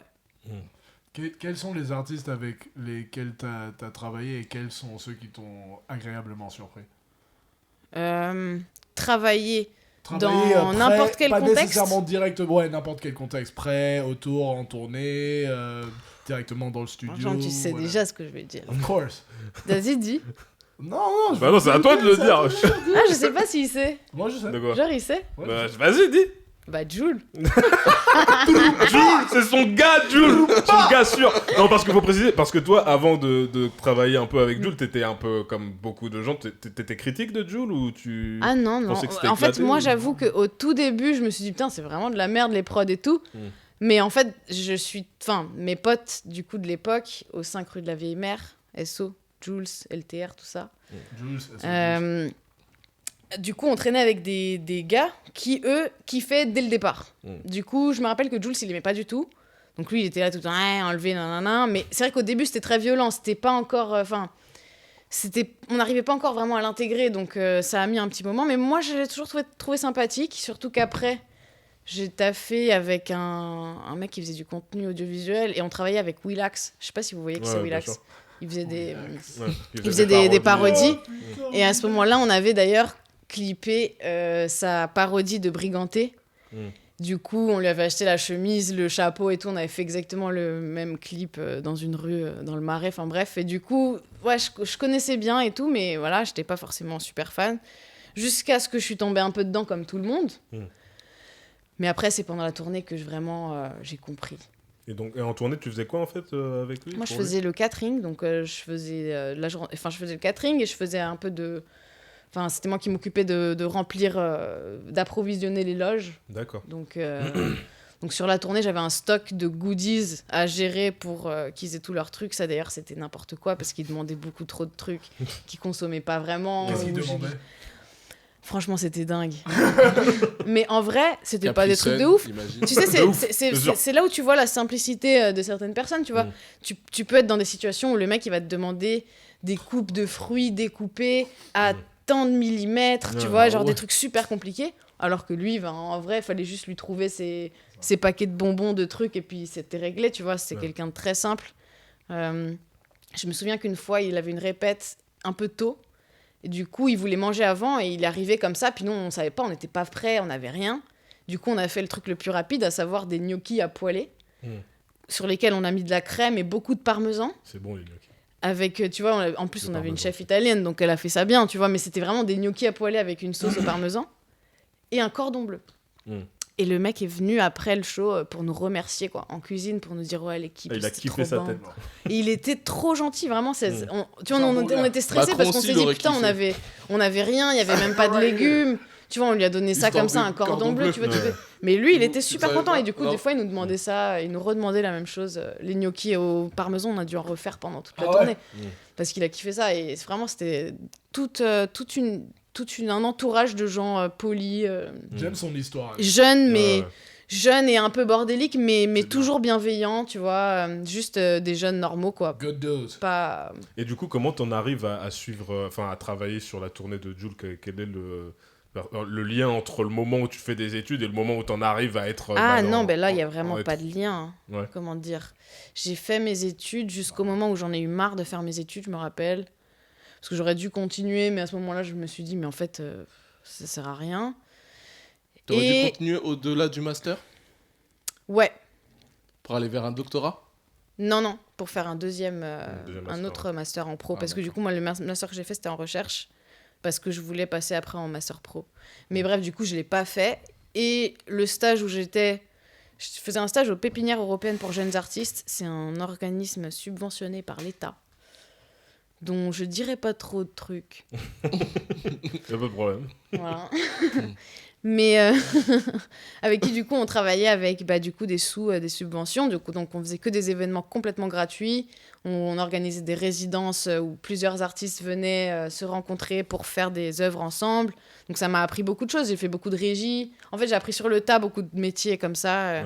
Parce que je devais mettre en place des trucs de ouf. Il y avait un artiste qui pouvait arriver et dire, voilà, moi, j'ai besoin de 2 stèles de bois coupées à 40 cm. À tel truc, et puis le mec il va les mettre par terre, les disposer, et puis acheter un kawaii qui fait telle taille, et puis ça danse au milieu des trucs pour, et il ne doit pas faire tomber les... Enfin bref, tu vois, j'ai vraiment taffé avec toutes sortes d'artistes, des mecs avec des capteurs, ou un mec qui avait fait une sorte de femme robot avec des capteurs dessus, puis il jouait cet instrument. Enfin bref, j'ai travaillé avec toutes sortes d'artistes comme ça. Donc j'ai appris plein de trucs techniques. Parce qu'il y avait des défis quand même pour organiser ce genre de trucs. Surtout qu'on avait un hangar pour faire des déambulations avec plein d'artistes. Donc il fallait qu'on allume la lumière à un endroit et qu'en même temps on change les trucs de l'autre côté. Enfin, c'était n'importe quoi. Mais ça m'a vraiment... ça m'a rendu débrouillarde en fait, ce premier taf. Du coup, après ils m'ont rallongé mon stage même si j'avais plus de convention. Enfin bref, machin, ça s'est bien passé. De là, après, j'ai rencontré des gens dans un... En fait, c'est là que j'ai rencontré... Je sais plus comment je les ai rencontrés, mais j'ai rencontré les gens de grande ville. Et c'était à Montreuil. Ouais, absolument. C'était à Montreuil, à l'Albatros. Et du coup, parce que je traînais là-bas, je crois que j'allais voir Lionel. Je crois que Lionel, c'est mon premier pote de grande ville. Je crois bien. Ils sont toujours au même spot qu'ils avaient avant ou ils ont changé? Non, ils ont changé maintenant. Et du coup, là-bas, j'ai rencontré une meuf qui traînait aussi avec eux, qui était aussi leur pote, qui s'appelait Mona. Et Mona, elle a commencé à me faire travailler avec elle en merch. Donc, on partait en tournée et on vendait les produits d'arrivée des artistes. D'accord. Du Et coup, donc, du coup, sur plusieurs artistes, plusieurs tournées, ça... Ouais. C'est elle qui te donnait le filon pour, dépendamment de l'artiste ou de la tournée, quoi, en fait. Ben ouais, en fait, en gros, c'était l'entreprise de son père. D'accord. Donc, en vrai, souvent, on partait soit ensemble. Ou... En vrai, j'en ai pas fait énormément. J'ai fait surtout... on a fait du Disney, on a fait Violetta en tournée de merch. Ça, c'était Très bien. ouf. Et du coup, voilà, ça, c'était mes premières tournées. Après, de la tournée en merch, je suis passée à la tournée en cuisine. Parce que la mère de Mona, pour le coup, aussi, faisait de la cuisine en tournée. Donc, bref, en fait, c'était grave... C'est Mona, en fait, qui m'a plus orientée vers la Elle est en tournée. place, Mona. Et qu'est-ce qui t'a fait changer de. Enfin, à part peut-être le Covid. des tournées.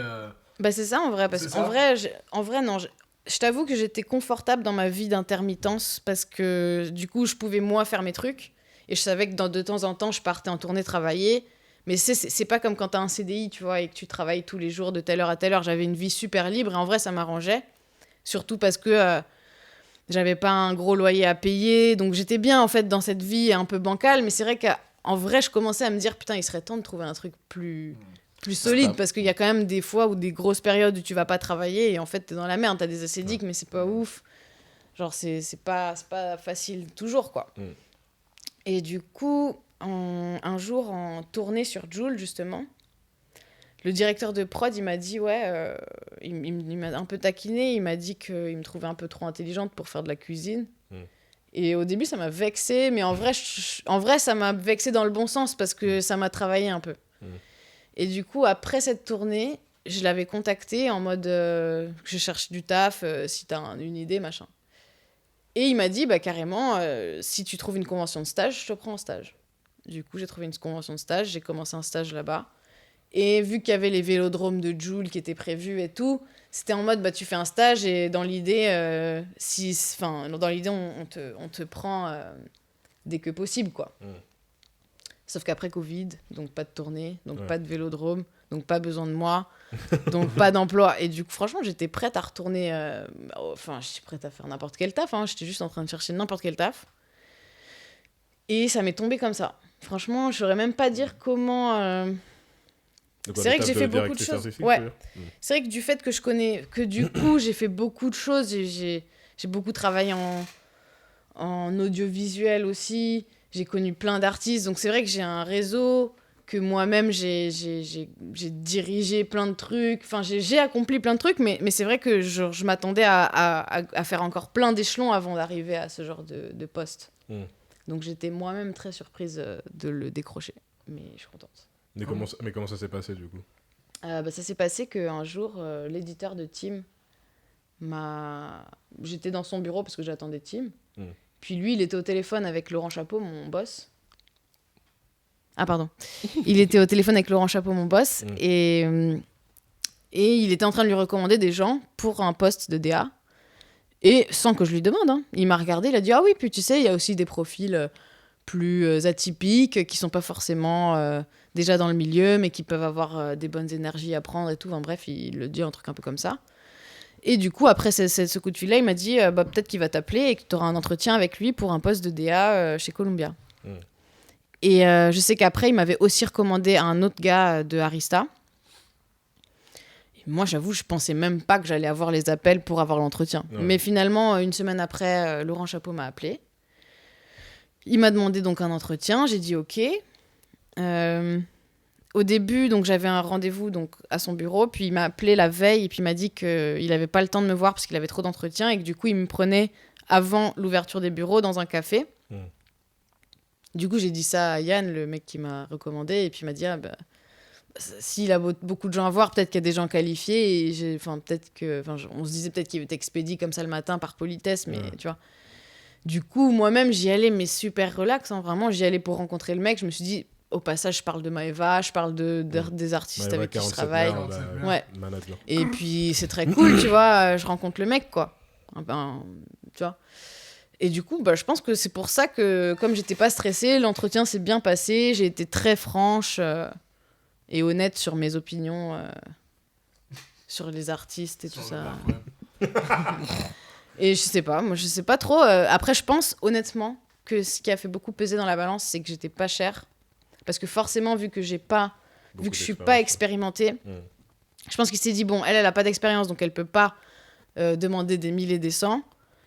mais elle a l'air d'avoir la tête sur les épaules, donc c'est un bon Tu penses pas un bon qu'ils choix. ont pas vu que t'as une vision aussi? Parce que t'as une vision quand même. Ouais, Ouais, T'es pas juste mais une tu sais, c'est pas un manager, truc t'es que pas tu juste vois une comme ça fille, quand tu rencontres quelqu'un, tu vois. Donc je pense quand même, bien sûr que ça joue. Puis en vrai, en plus, j'ai pas eu la réponse tout de suite après, sûr. tu vois. Bah, c'est solide, ça. En plus, après, j'ai fait Faut j'ai faut fait qu'ils un te autre fassent entretien du coup pour Arista, où aussi ils m'ont dit oui.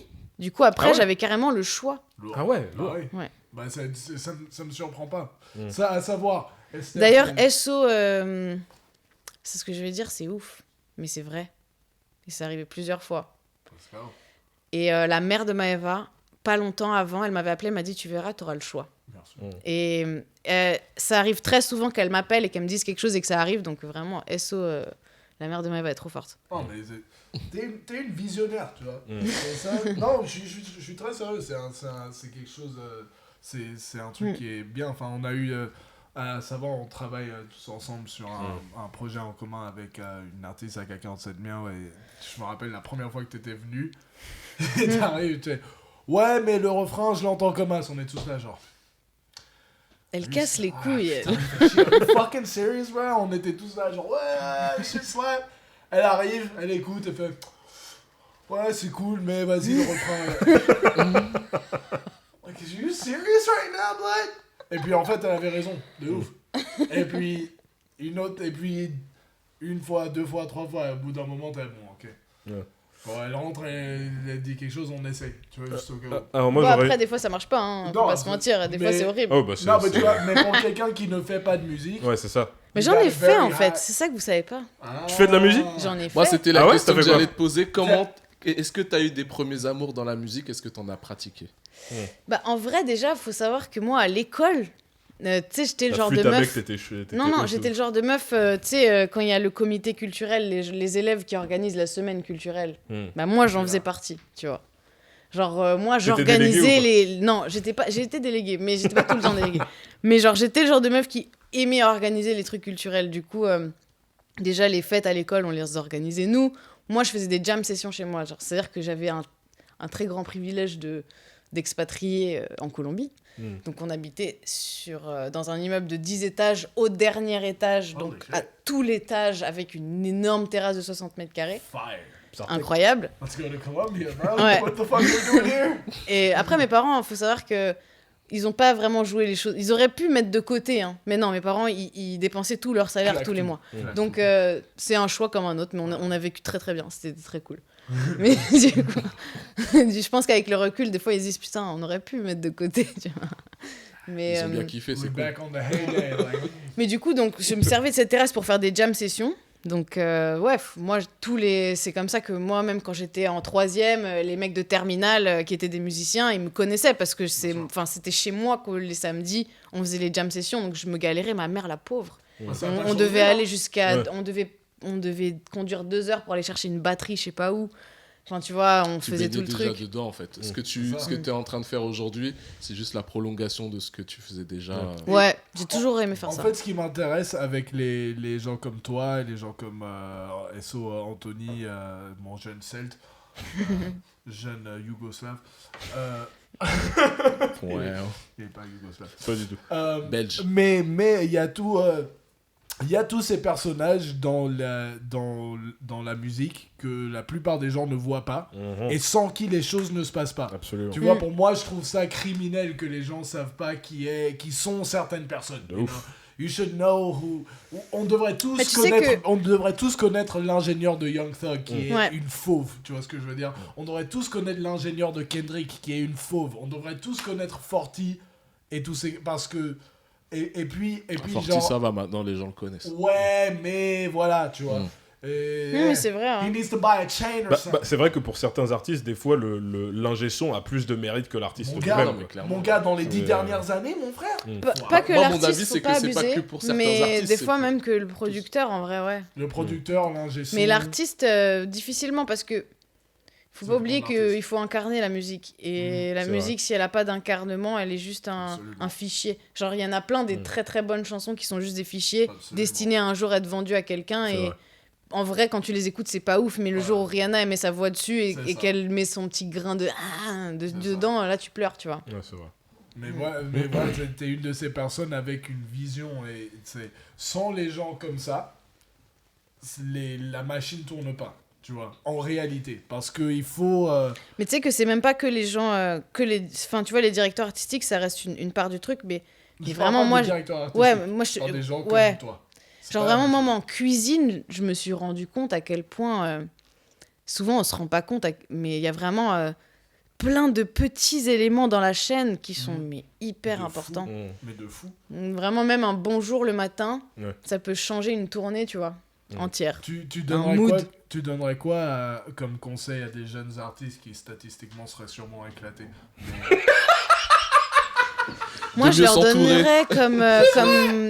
donnerais comme conseil de prendre exemple sur Jul, sur Soprano, sur ce genre d'artistes, D'être Marseillais. de jamais oublier l'humain, de se dire que quand tu passes à côté de la dame qui fait le ménage, ça se trouve, ça peut être la tante de ton pote, tu vois. Et genre, faut jamais oublier ça, en fait. Quelles sont des erreurs de base que font des artistes qui essaient de rentrer dans l'industrie? Des erreurs de base. Ouais, des erreurs qu'ils savent pas, mais c'est vraiment, ils se shootent dans le pied comme des couillons.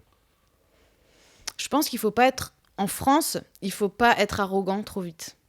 Parce que la France n'aime pas l'arrogance. Ça, c'est sûr. En Amérique, ça marche très bien d'être arrogant. Absolument. Tu peux insulter ta mère et devenir une star. Mais en France, ça marche pas. Eminem. On a tous pensé à la même. Non, vraiment, je parlais pas de Eminem pour le coup, je parlais de Bad Baby, mais c'est un bon exemple Bad aussi. Baby, je ne connais pas. Je sais pas du tout non plus. Bah, c'est une petite qui a fait une vidéo polémique oui, où elle disait elle voulait enfin qu'elle a insulté sa mère et puis du coup elle insultait les gens du public et après Je c'est suis devenu bien une heureux star. de pas connaître. Mais ça aurait pas marché en France et je pense d'ailleurs qu'il y a des artistes qui ont pas marché à cause de ça parce que en France on aime beaucoup cette bienveillance et tout. Ouais. Fausse humilité. Je sais fausse pas, bienveillance, c'est tout ça. même pas. Tu vois, par exemple, Shai, elle est trop forte. C'est une super rappeuse. Elle rappe très bien. Mais je pense que le concept de jolie garce, il peut pas plaire en France. Tu vois. Ouais, il y a Ouais. tellement Bah, c'est C'est d'autres quoi le trucs. concept de joli gars? Bah, C'est son en fait, concept ça, à c'est elle, le en bad gros. bitch, mais en En fait. C'est genre, tu vois, c'est Bad Bitch. En mode, c'est son truc comme Joli Car... gars. Tu vois, elle est là, genre, ouais, mais c'est lourd, tu vois. Mais si tu le vois d'un point de vue Pour vraiment la ouvert. France est pas prêt, quoi. Ouais, la France n'aime pas pas, prête, n'aime pas ça, en fait. En fait, Tu n'aimes pas les jolis gars? le truc, c'est que c'est. Ouais, Shai, elle est, en tant qu'artiste, elle est forte, mais au niveau de son image, C'est ça ça. arrive avec tellement de bouleversements pour les mentalités françaises. Et puis non, mais elle C'est dégage un compliqué. truc très genre, je suis pas désolée, en fait. Ouais, Et ouais, genre, mais exactement. et tant mieux, mais c'est pour ça que je dis ça. Enfin, en France, je On pense est que habitué t'es à obligé avoir, d'attendre Diams. un peu avant d'être comme ça. Et c'est malheureux, hein. Mais en vrai, c'est un conseil que je donnerais parce que souvent, bah, malheureusement, tu vas te tirer une balle dans le pied justement en croyant que t'es juste en train de dire c'est moi le truc. Mais en fait, les gens, ils le perçoivent comme ah, il fait pitié, tu vois. Tu donnerais quoi comme conseil aux jeunes femmes qui veulent rentrer dans l'industrie de la musique mais savent qu'elles veulent pas être artistes? Elles veulent pas être artistes. Elles veulent surtout pas être artistes parce qu'être artiste c'est éclaté. Mais c'est Selon des elles. artistes ou c'est des... C'est des gens qui ont une sens. Peut-être qu'elles ont un truc artiste en elles, mais elles savent que c'est pas nécessairement ça qu'elles veulent. Ou peut-être qu'elle est artiste, mais sûrement en te connaissant, ce serait des trucs. Parce qu'il y a différents pour il y a deux choses. En fait, Mais, tu vois, mais pour moi... plus pour les meufs comme toi, genre des meufs qui savent qu'elles veulent travailler dans la musique, mais savent que peut-être qu'elles veulent pas être artistes ou que whatever, they're trying to get in where they fit in. Je pense qu'il faut, en fait, il faut se dire qu'il y a toujours un truc à un moment que tu dois accomplir, en fait. Donc, en fait, ce que tu veux faire, ça doit se traduire dans quelque chose pour que, du coup, tu sois vraiment en train de faire quelque chose. Moi, c'est comme ça que j'ai vécu pendant des années à faire de la cuisine.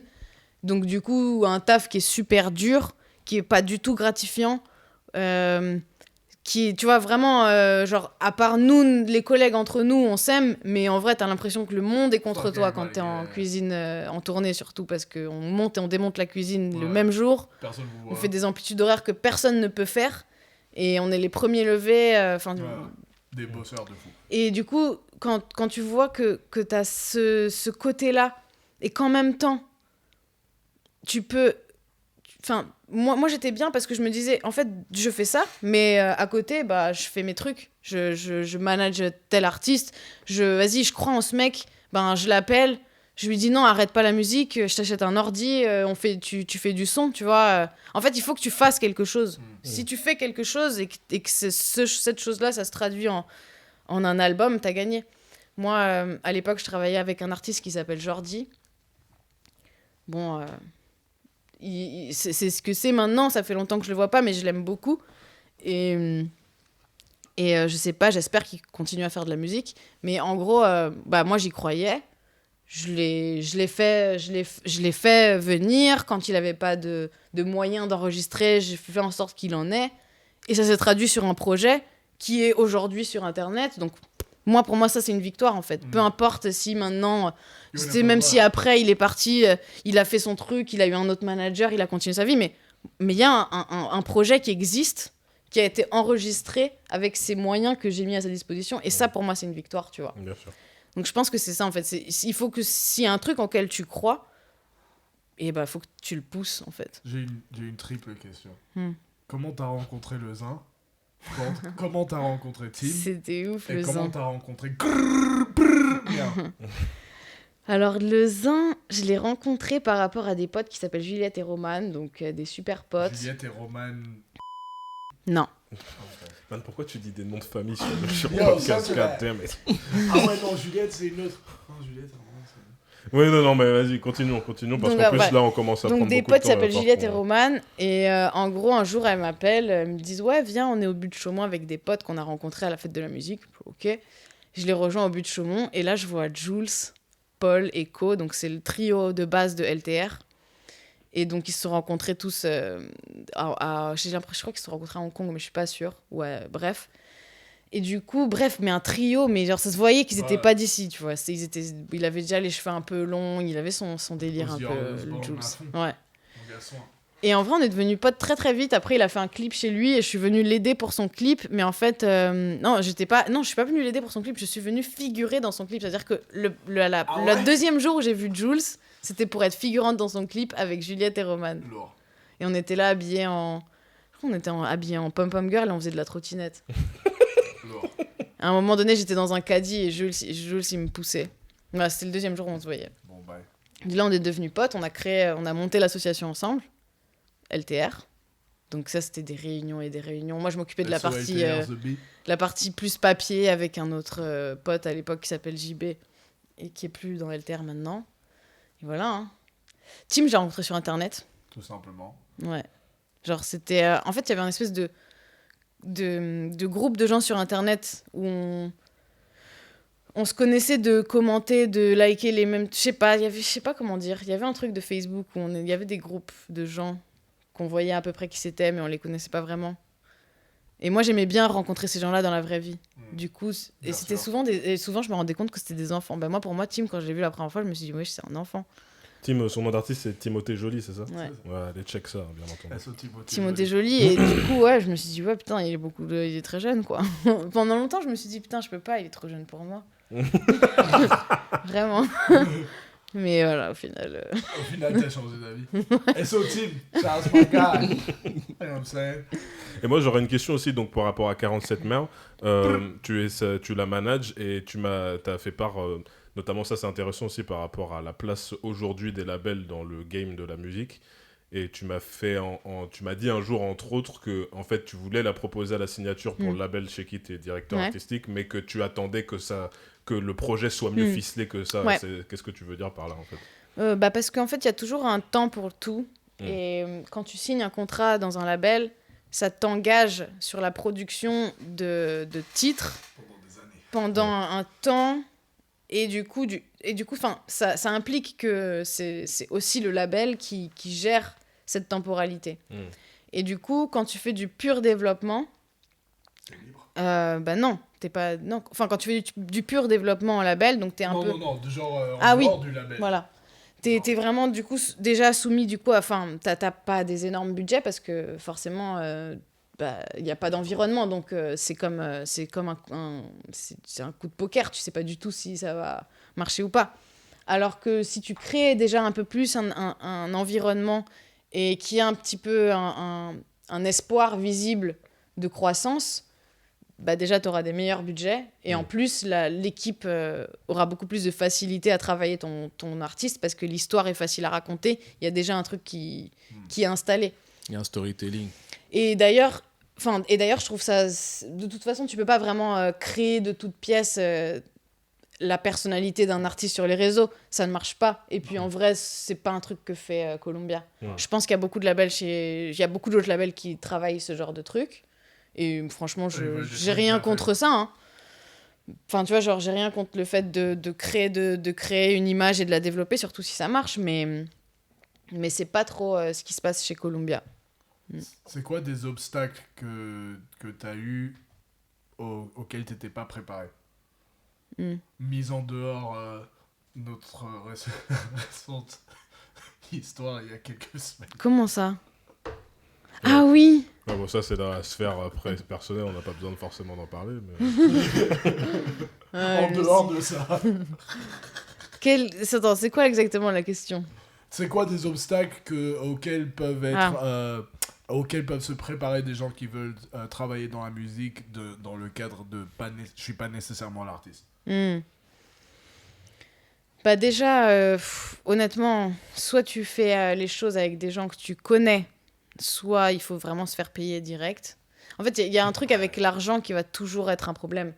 C'est-à-dire que même moi, ça m'est arrivé de donner beaucoup trop à des gens parce que, tu vois, j'avais l'impression que moi aussi, ils me considéraient à ce niveau-là et que quand il y aurait de l'argent pour tout le monde, alors que, tu sais, vite, tu te rends compte que non, il y a des gens qui sont pas du tout gênés d'utiliser les gens pour avancer plus et qui te comptent pas non plus parmi les bénéficiaires à la fin juste parce que tu les as aidés. Donc déjà, il faut rien attendre en retour de personne parce que ça peut trop te décevoir et te faire perdre du temps. Parce que quand tu es déçu, souvent, bah, tu fais les mauvais choix après parce que tu t'agis avec un peu de rancœur et en vrai, ça te ralentit. Donc il faut toujours faire les choses en voyant ce que ça t'apporte sur le moment où tu les fais, en fait. Pas penser à plus tard, ça n'a aucun sens. Espérer des retours ou des... En fait, l'ingratitude, c'est réel, genre. Et ça ne cessera jamais d'exister. Il faut jamais s'attendre à un retour de la part des gens que tu as aidés. Ça, c'est le premier conseil que je donne. Une dernière question. Et pour ça, il faut que tu parles vraiment dans le micro parce qu'il faut que les gens entendent bien. C'est quoi tes chaînes de complot sur YouTube préférées? Je dois savoir. Ouais. Franchement, en vrai, la population. En vrai, les chaînes de complot préférées, je saurais même pas dire. Les 5 et c'est qui les 3 personnalités le sur problème, Internet que tu suis en ce moment? Le problème. Genre Aruf Gangsta et tout ça. SO Aruf Gangsta. C'est toi qui nous a fait découvrir Aruf Gangsta. C'est vrai. Gangsta, Jeune Loup, etc. Ouais, de ouf. Voilà, Ouais, mais en vrai, vous les auriez découverts à un moment donné. Tu vois, c'est devenu mainstream après. Tu vois. Ouais, mais on les a connus. Grâce à toi, on les a connus avant. On était là au début. On a donné la force au début. Même dans ton trou. SO Aruf. Ah là là. Ah non, c'est vrai que Aruf. c'est un pointeur, pas SO Aruf. Ah ouais, non, merde. Ah, relou. Ah, c'est pas un pointeur? Non, mais c'est pas que Bah, c'est pas un pointeur ou oui ou non, mais c'est que J'étais du pas coup, comment. Enfin, tout le monde est un pointeur. Enfin, tout le monde peut être un pointeur, donc. Ce sont les avis de Esther Lévy. Moi, je ne suis pour rien. Non, mais je veux dire. C'est En qui, fait, il y a tout le aucun monde qui artiste sont des que tu peux savoir qu'il est pas un pointeur. Ouais, C'est ça que je voulais dire. Ça, c'est vrai. Tu Et sais jamais, du quoi. coup, Tu sais jamais. ça, c'est voilà, sûr. c'est voilà. Et, C'est compliqué. Non, c'est quoi les chaînes? Il va falloir qu'on En amène vrai, une qu'est-ce que je conclusion pourrais à ça. dire Après J'ai ça. pas de. En fait, les chaînes de complotistes, j'avoue, c'est soit des chaînes dont je me moque du mec, Oui, donc non, c'est mais pas c'est sympa. ça. Mais il y a un pas mec que je trouve. En même temps, je l'aime bien et en Même même temps, celui je me de moque qui de tu lui. te Donc moques, hein. c'est un peu. Mais drôle, ça Killuminati, vraiment, il me fait un truc, il me fait rire et tout. Qui? C'est un mec qui Là, s'appelle il- Killuminati. Qui est Illuminati, like Il est Tupac? sorti là? Non, il est en prison, je crois. Ah, toujours. Il est en prison pourquoi? Apologie du terrorisme en plus, je crois. Oh, free Illuminati. Je craque Free qu'il- my nigga Illuminati. Mais bref, du coup, lui, il me fait rire. no Sinon, idea. après, rien à voir, mais en vrai, checkez si vous connaissez pas un mec qui s'appelle Feldup. Feldup. Feldup. Feldup, en the fait, Bleak. Feldup, c'est vraiment un bon gars parce que il prend le temps que toi, tu n'as pas d'aller au bout de mystères sur Internet et de trucs comme ça. Tu nous avais montré les vidéos de 3-4 heures là. Oui, mais il y en a des courtes. Il y a pas que des vidéos de Mais c'est 3-4 lui. heures, mais c'est lui. Ça, c'est notre gars. Et vraiment, ce mec, tu vois, parce qu'en fait, il y a beaucoup de...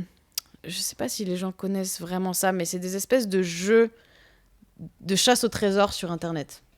Donc ça concerne vraiment des gens qui sont quand même très... Sur Bitcoin. C'est quoi le trésor? c'est une énigme en vrai. C'est juste pour... Ouais, en vrai, c'est... Juste pour Mais le sport, quoi. t'inquiète pas qu'ils arrivent toujours à ce que le thème soit tellement... Enfin, t'es obligé, il y a du suspense, tu vas jusqu'au bout du truc. Mais faut regardez Feld Up, vraiment, regardez Feld Up.